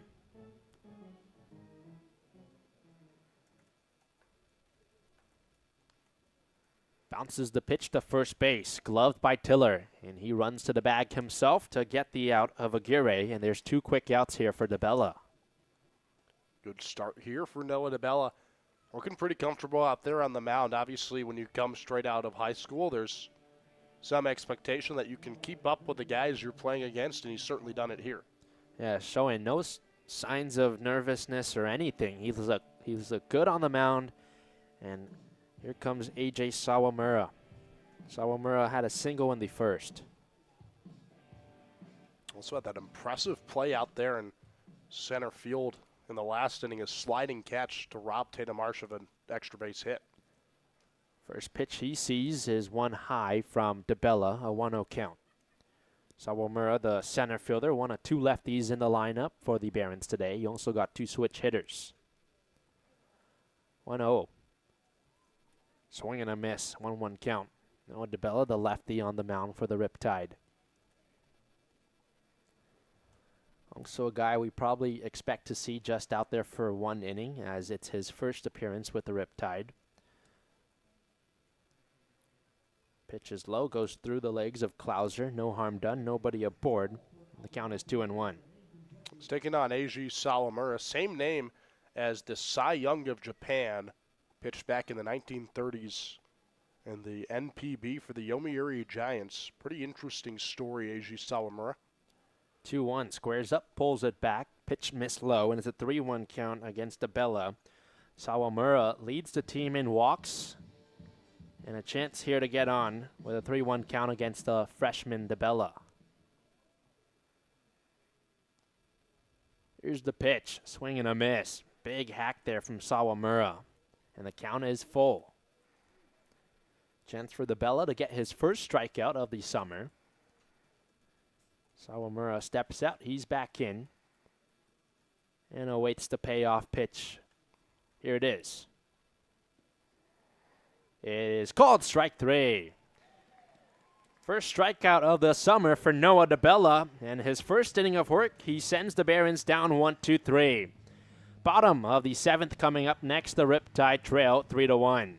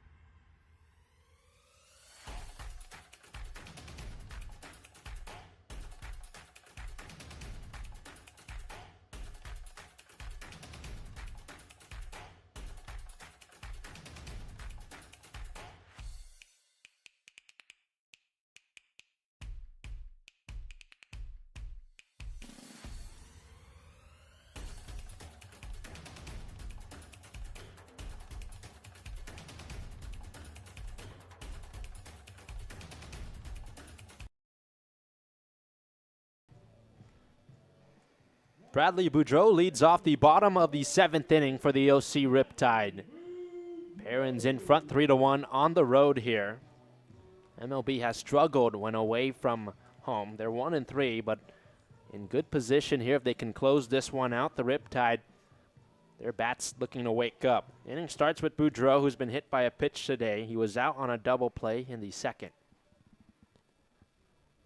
New pitcher out there is Jared Galang, the righty.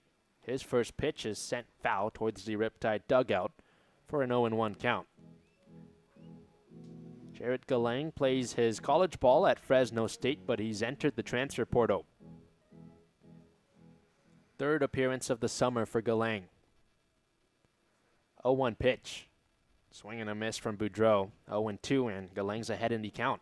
Well, they started playing Here Comes the Chief on the loudspeaker. I guess Bradley Boudreau is the president. Not sure what that was about. They do have the American flag out there on the back of the Riptide jerseys. Galang gets set, his 0-2, and swing and a miss. 3-pitch strikeout to begin his outing for Galang. I was just confused about that because it was the first time they've played that all season at Great Park. Maybe they're trying to switch it up here. Interesting sound choice. I don't know. Unfortunately, that was a very unpresidential swing from Boudreau. So Boudreau is retired. Up comes Dennis Fitzpatrick. He was hit by a pitch in the 5th and came around to score the lone run so far today for the Riptide. Galang's first offering misses low in a 1-0 count. Boudreau, or rather this is Dennis Fitzpatrick, was good against the Barons with the bat last Sunday. 1-0 low and outside a 2-0 count. He was 2 for 4 with 2 RBIs. Unfortunately, it was those 3 plays defensively back in the 2nd for Dennis Fitzpatrick that allowed those 4 runs to come in. So similar story here, not with Fitzpatrick, but with the Riptide defense in general. Obviously, 2 errors on the board, just plays that they should be making routinely have not happened. The dropped pop-out out towards Connor Barth, that short, the pickoff from Harbor, and it's those little mistakes that come up and creep on you. That's why the Riptide are trailing here. Fortunately for the Riptide with those 2 errors, they're down by just 2 runs. 1 away, 3-0. In the zone in a 3-1 count. So Galang finds a strike against Fitzpatrick. .313 batting average, 4 RBI on the summer.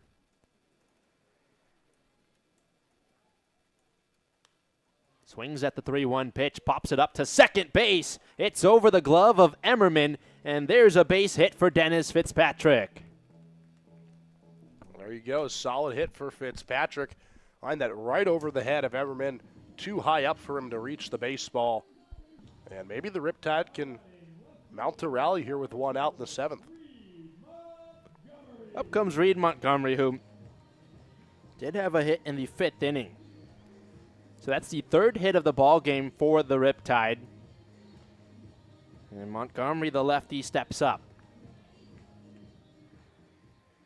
Monster day yesterday for the Riptide. Single, double, and a triple. Just a home run shy of the cycle. Throw over to first, sliding back head first, Fitzpatrick.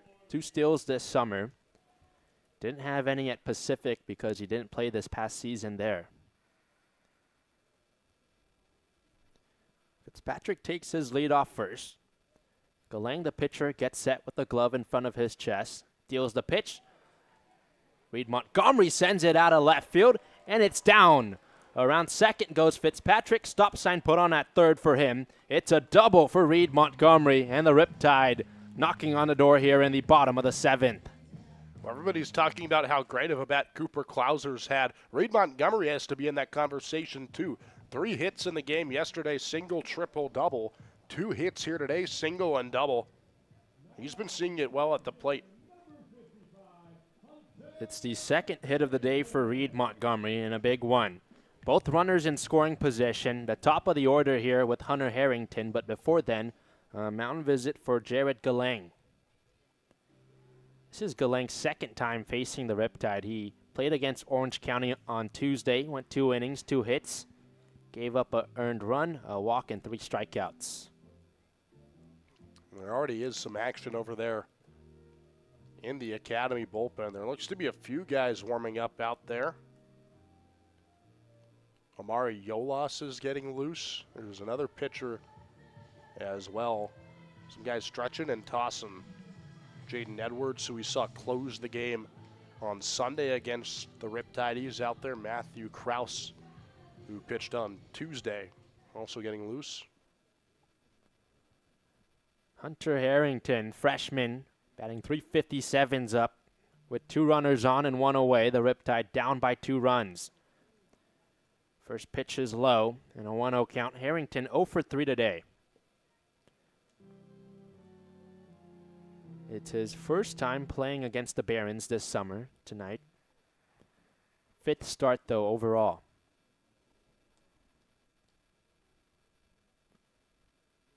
1-0 from Galain. Big hack and a miss. 1-1 count. And look at how shallow this infield is playing. They know that Harrington's a speedy guy. If he can lay down a bunt, that's a dangerous situation in the infield for the Barons defense. 1 out, bottom of the 7th. Riptide trail 3-1. Pitch home. Bounce to high hop to third. Tag to Fitzpatrick. Throw across the diamond in time. It's an inning-ending double play for the Barons and a huge one. No runs come across for the Riptide. We're headed towards the top of the 8th. Still a 3-1 lead for the Barons.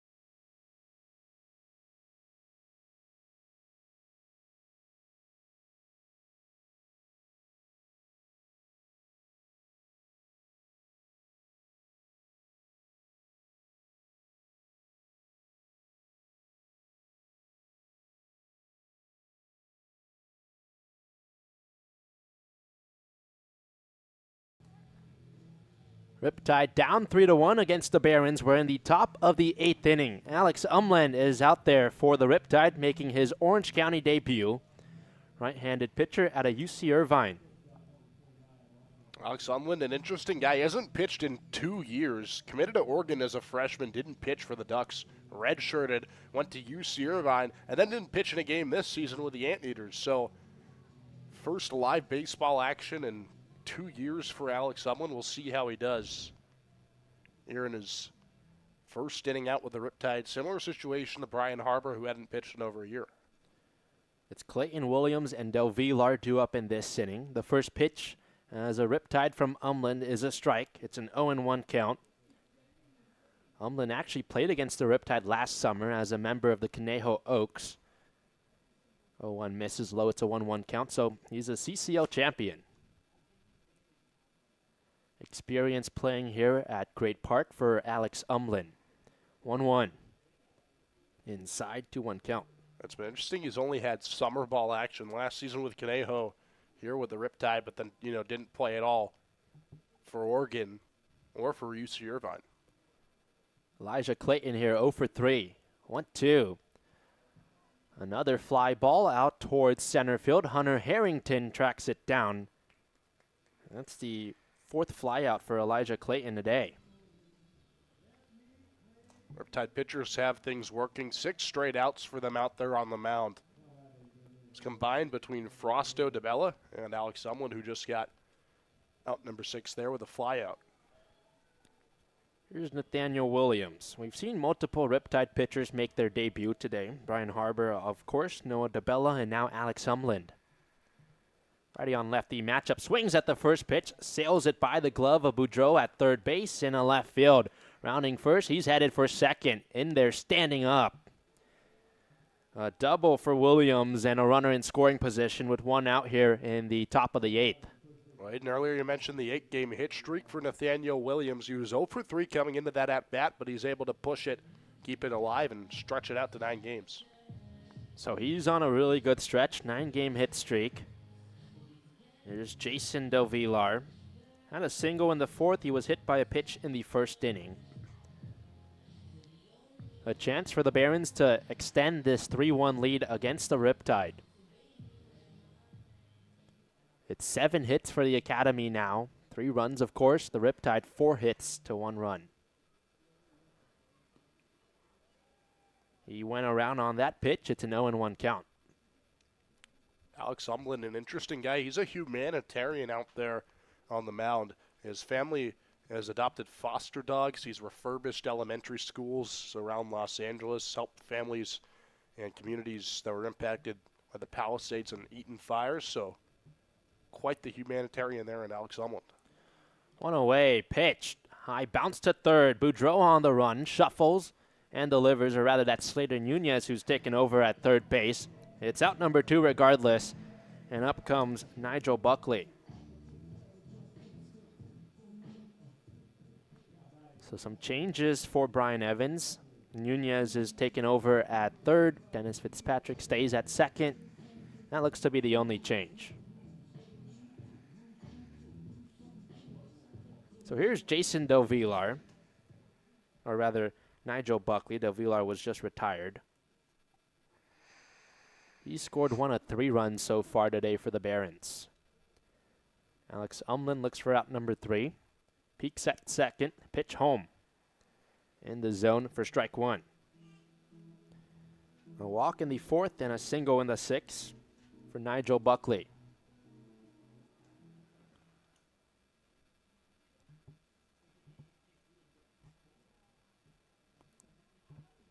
Glove towards his belt for Alex Umlin. 0-1. Bounces in and the count is 1-1. He has 2 outs here, just needs to settle in as the lights come on at Great Park and make sure that he can keep Williams over there at second base after his double. He's done a good job this inning, just needs to dig in here against Buckley with a 1-1 count. Williams on second after his double. Buckley's the hitter here. Alex Umlin in for the first time this summer. 1-1. Misses the zone. The count is 2-1 against Buckley from Cal State Dominguez Hills, so he'll be teammate with fellow Baron Antonio Lujan next year. It was a good pitch on the outside corner. I thought it was in for a strike. .278 batting average. Another low pitch from Umlin. Looks like it got a piece of the catcher, Cooper Klauser, who limps out there towards the mound. Trainer will head out there. That's Dorian Montero for the Riptide. Alex Umlin is next to his catcher, Cooper Klauser, who is in some visible pain. Klauser's certainly not a guy that you want to see go down for the Riptide, especially with how great he's been hitting-wise. Not a good sign here on Father's Day at Great Park. You got to hope that he's okay. They're looking at his right leg, it appears, for Cooper Klauser. It's 3-1 Barons here in the top of the 8th inning. The count is 3-1. There's 2 outs. Batter up is Nigel Buckley, but right now the attention to Cooper Klauser.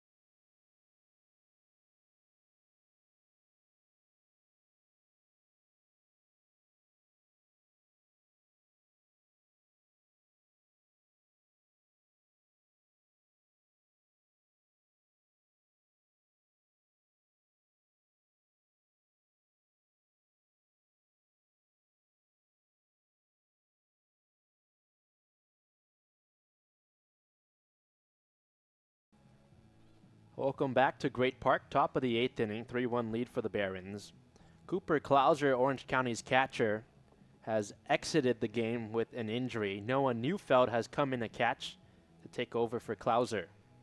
It was a scary situation. Looked like his knee gave out there as he went up to grab the baseball after it bounced in near him, and it's not a good sight, especially for a guy that's had such a great week offensively for the Riptide. Not something you want to see at all. Hopefully Klauser is okay moving forward. 3-1 count, though, against Nigel Buckley. 2 outs here in the top of the 8th. There's a runner on second. That's Nathaniel Williams. Alex Umlin is the pitcher. 3-1. The count is full. A strike from Alex Umlin. You wonder how Neufeld responds, because he's suddenly thrust into the game. Certainly didn't expect to be catching today after making the start yesterday with the rotation that Brian Evans has behind the plate. 3-2 from Umlin. Ground ball slowly rode towards short. Barth has it, and he throws to first for out number 3.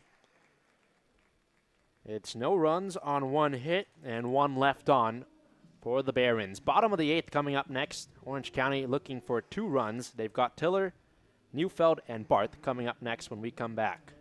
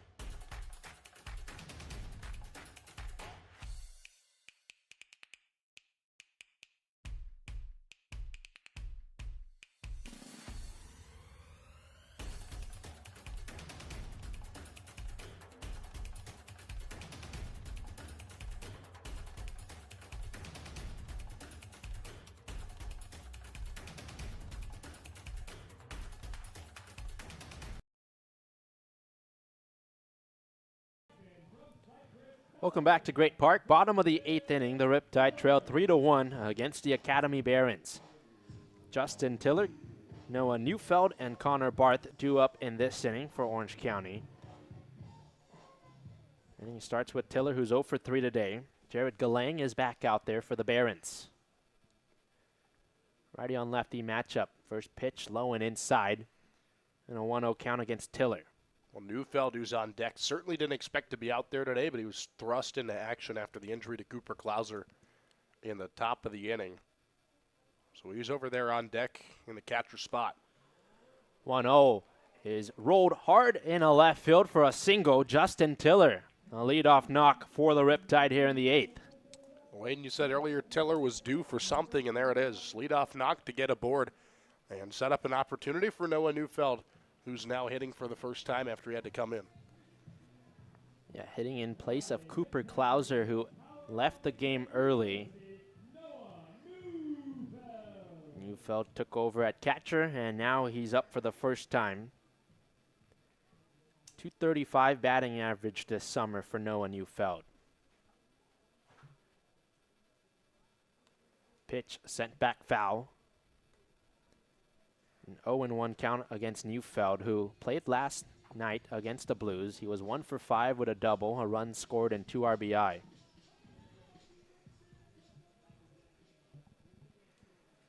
Tiller on first. Galang the pitcher. An 0-1 pitch. Off speed misses the zone. The count is 2-0 against Neufeld. Out of Colorado Mesa, Neufeld is. Had a good year there. He hit .333. Tiller led this inning off with a single. He's on first. Neufeld sends a fly ball out towards right center. Working over is Chip Mertz, and he makes the catch for out number 1.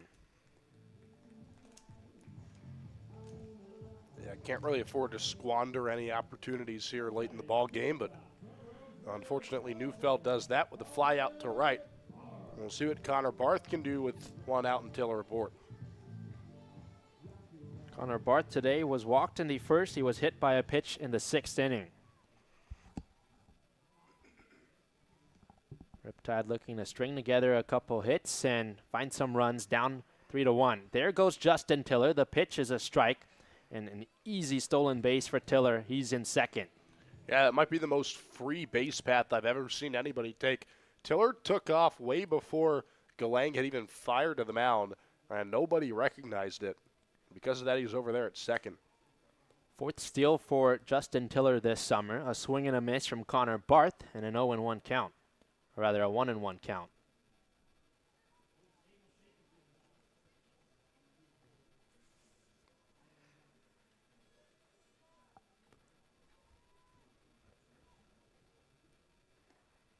One pitch from Galang.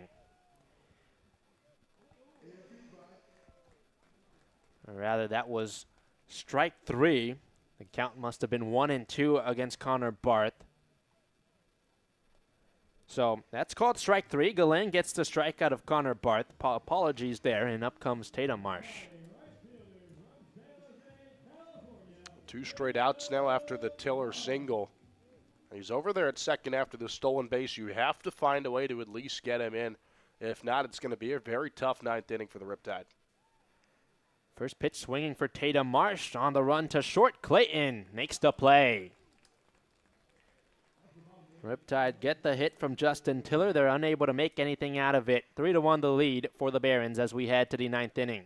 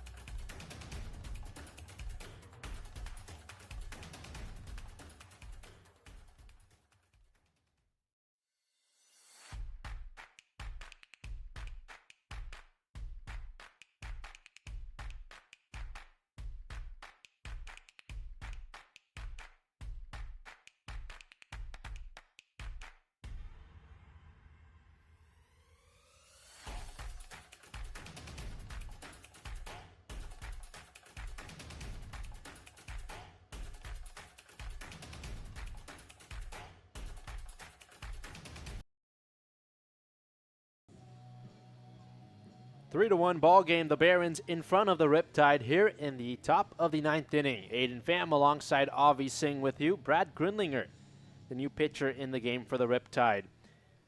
Righty set to face Chip Mertz, Antonio Lujan, and Mark Emmerman. Barons would love some insurance runs here in the 9th. First pitch from Grindlinger. Right back to him. He picks it up, underhand scoops to first, and a quick out, number 1. Great defensive play that time from Grindlinger to scoop the baseball right as it's hit to and throw to first. And if there were a gold glove for a pitcher, I'd give it to him right there. Impressive work from Grindlinger to get out number 1, and up comes Antonio Lujan. 1 for 3 on the day, Lujan is. He had a single in the 2nd. It was an RBI single. Lefty takes the first pitch from Grindlinger, miss up and outside for ball 1. 278 batting average for Lujan.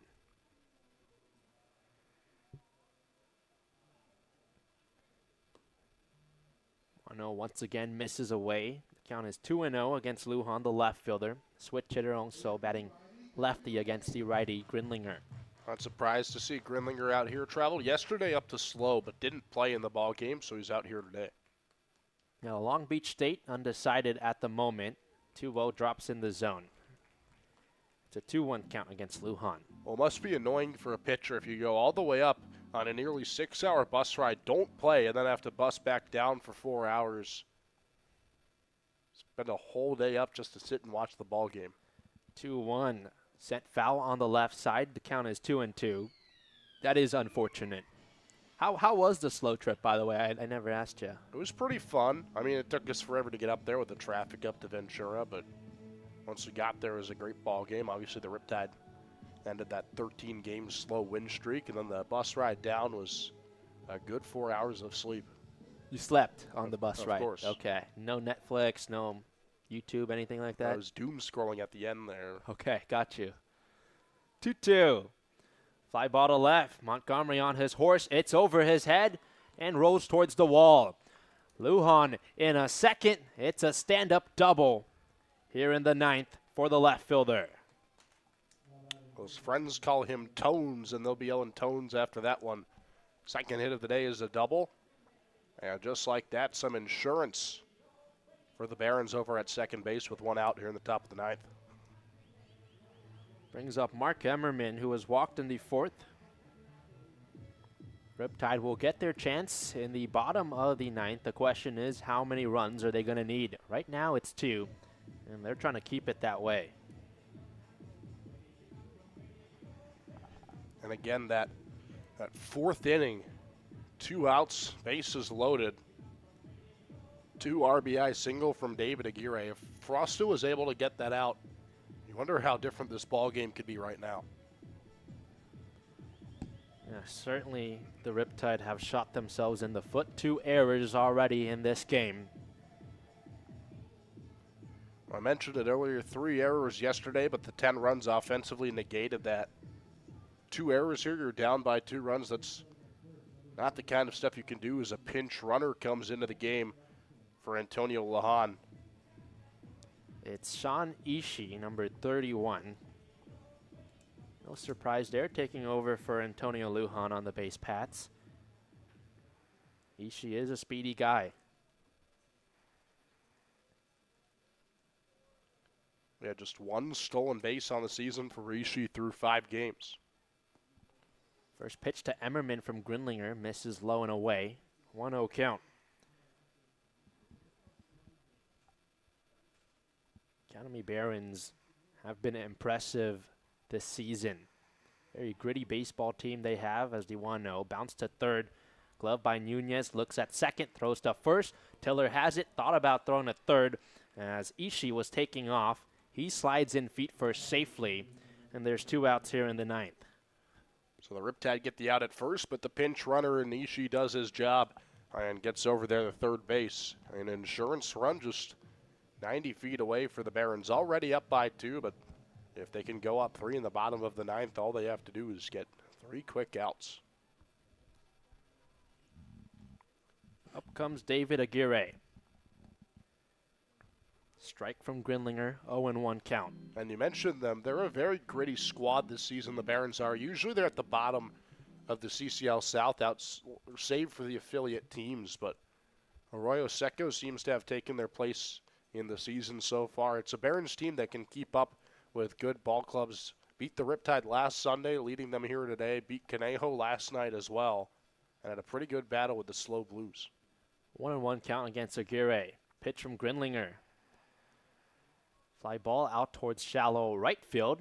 In comes Marsh, and he squeezes the glove, makes the catch. That's out number 3. Bottom of the 9th coming up next, the Riptide. Their last chance, down 3-1.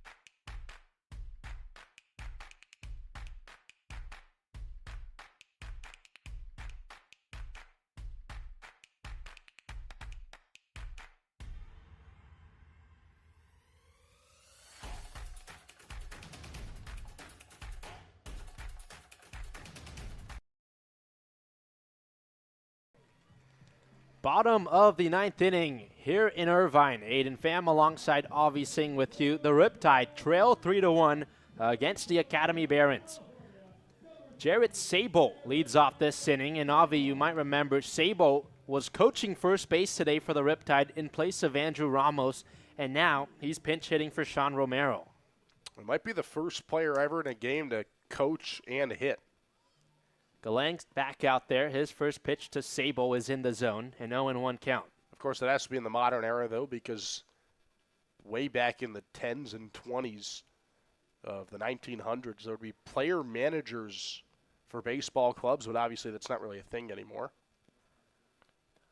0-1 sails by the glove of Buckley. It's a 1-1 count against Jarrett Sabo out of USC. He's currently in the transfer portal. Played yesterday against the Blues. He was 1 for 5, had a run scored, an RBI, and was walked once as well. We talked about players that have both coached and played at the same time. Do you know who the last player manager in the MLB was? Who is it? Good old Charlie Hustle, Pete Rose, with the Cincinnati Reds from 1984 to 1986. But, of course, there are some other stories about his time managing the Reds that sort of overshadow that. 2-1 misses low. It's a 3-1 count against Jarrett Sabo. He steps out, looks at the bat, and steps back into left-handed batter's box. Ready to do battle with Jared Galang. 3 balls, 1 strike, no outs, bottom of the 9th. Here's the pitch. Rolled on the ground, a second. Emmerman has it, flings to first, and Sabo is retired.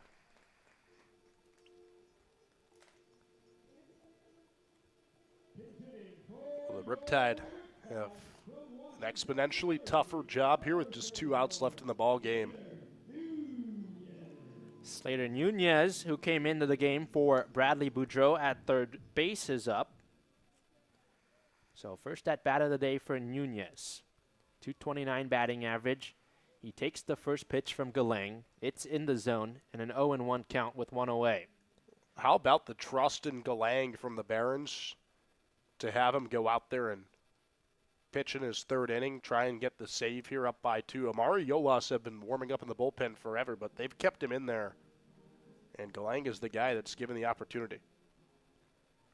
1-1 count against Nunez. Committed to Washington. 1-1 from Galang. Inside, and it got a piece of Slater Nunez, who's on with the hit by pitch.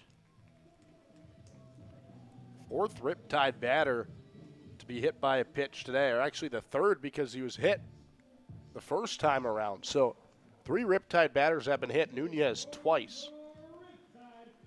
Trajan Rogowski here, pinch hitting for Dennis Fitzpatrick. So a runner on first, that is Nunez. Up is Rogowski. 1 away here in the 9th. Swing and a miss from Rogowski. He played against the Blues yesterday. He was 1 for 3 with a run scored, had 2 walks in that game. He was also hit by a pitch. 1 for 3 against the Barons this season. Pitch is low and in. A nice grab from Buckley behind the plate. A 1-1 count against Trajan Rogowski, who is at a Folsom Lake College, but he's going to UConn. Big spot here. Nunez on first, 1-1. Paints the edge of the zone, 1-2 count.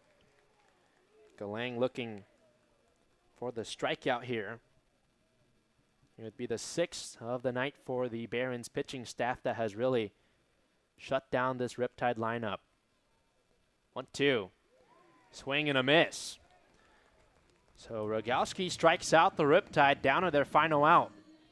Huge strikeout from Galang. Barons looked like they were just about ready to pull him from the game should something happen, but he's able to get the strikeout, and he has an opportunity to end things here with Reed Montgomery up to hit. But a hot bat in Montgomery, and because of that, this game could change with 1 swing. Montgomery's already got 1 home run this summer. It was right here at Great Park over the right field wall. Here he is with 2 outs, bottom of the 9th, the Riptide looking for him to come through. 3-1 the lead for the Barons. Big swing from Montgomery. 0-1 count.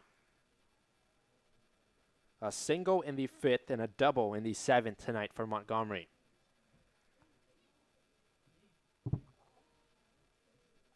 Nunez over there on first. 0-1. Opposite batter's box. 1-1 count. Good job by Montgomery to lay off at the pitch way outside there. Obviously, he wants to be aggressive at the plate with just 1 out left to go, but you got to stay patient as well and make sure you get a good pitch to connect with. It's definitely an uphill battle for the Riptide. 1-1. Montgomery skies that baseball foul on the left side. And the Riptide down to their final strike. Yeah, down to their final strike, down by 2 runs. Got to find a way to stay alive here. Even if you can't bring Nunez in, just find a way to get on the base paths and keep this thing going. Nunez on first, Montgomery at bat. 1-2 count, 2 outs, bottom of the 9th. Here's the pitch. It missed the zone, evens the count at 2-2. There's another pinch hitter on deck for the Riptide. Zach Woodson will pinch hit for Hunter Harrington should Montgomery be able to reach here with 2 outs and a 2-2 count. Lefty hovers that wood bat next to his blue helmet, awaiting the 2-2. Here it is. It's low, gets by the catcher Buckley. Nunez takes second, and there's a runner in scoring position, and the count is full against Montgomery. Well, that's huge because of 2 reasons.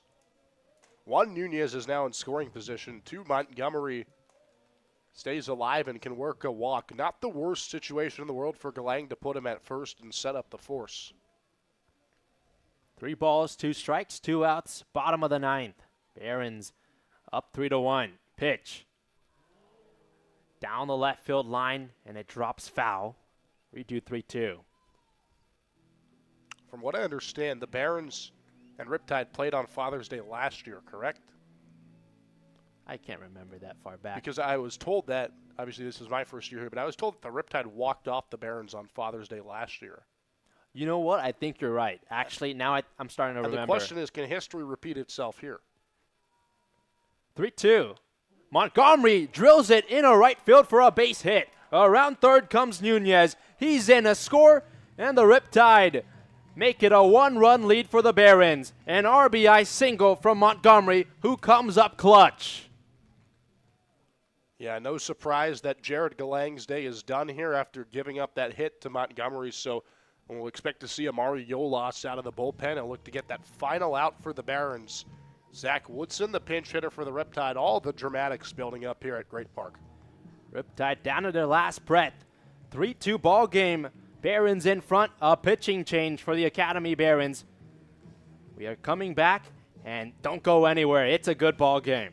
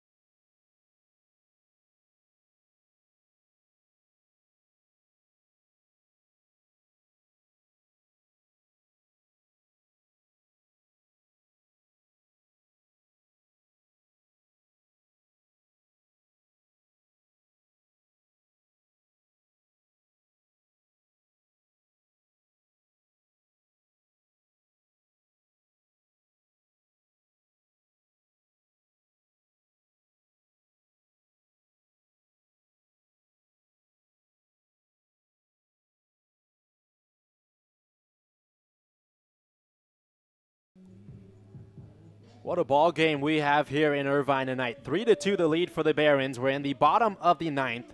Pitching change for the Barons. Amari Yolas, the new pitcher, a righty.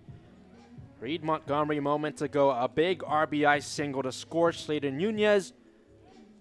It's a one-run lead here for the Barons, and the Riptide have the tying run on first. Zach Woodson pinch hits for Hunter Harrington.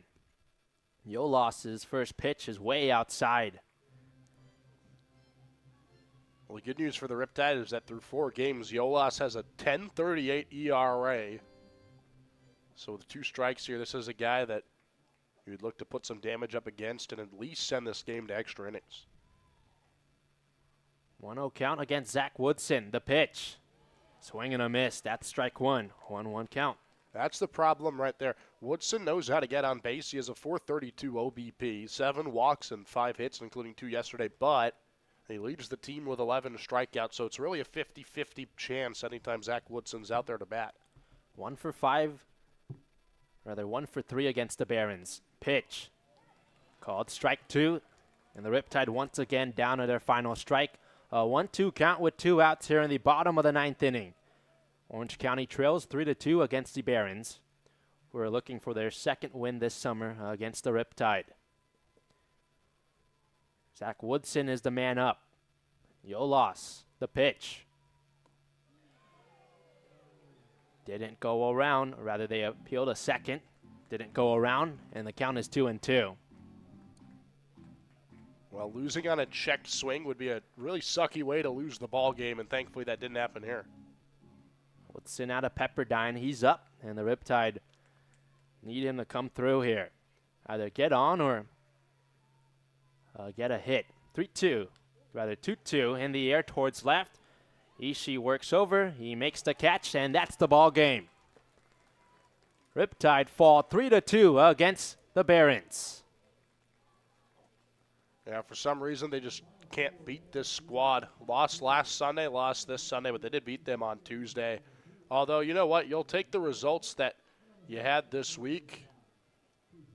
The win on Tuesday, wins on Friday and Saturday, loss on Wednesday, loss today. They beat some good teams. Conejo, of course, back-to-back champs. Slow was on a 13-game win streak. So you lose today, but your head's held high after a strong week. And you go into Tuesday's game against the Waves prepared and confident, ready to go.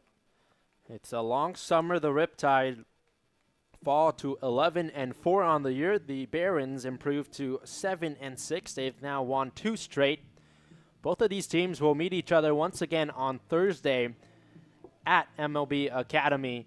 That'll do it for us here at Great Park. On behalf of my broadcast partner, Avi Singh, I'm Aiden Pham saying good night. The Riptide lose 3-2 against MLB Academy.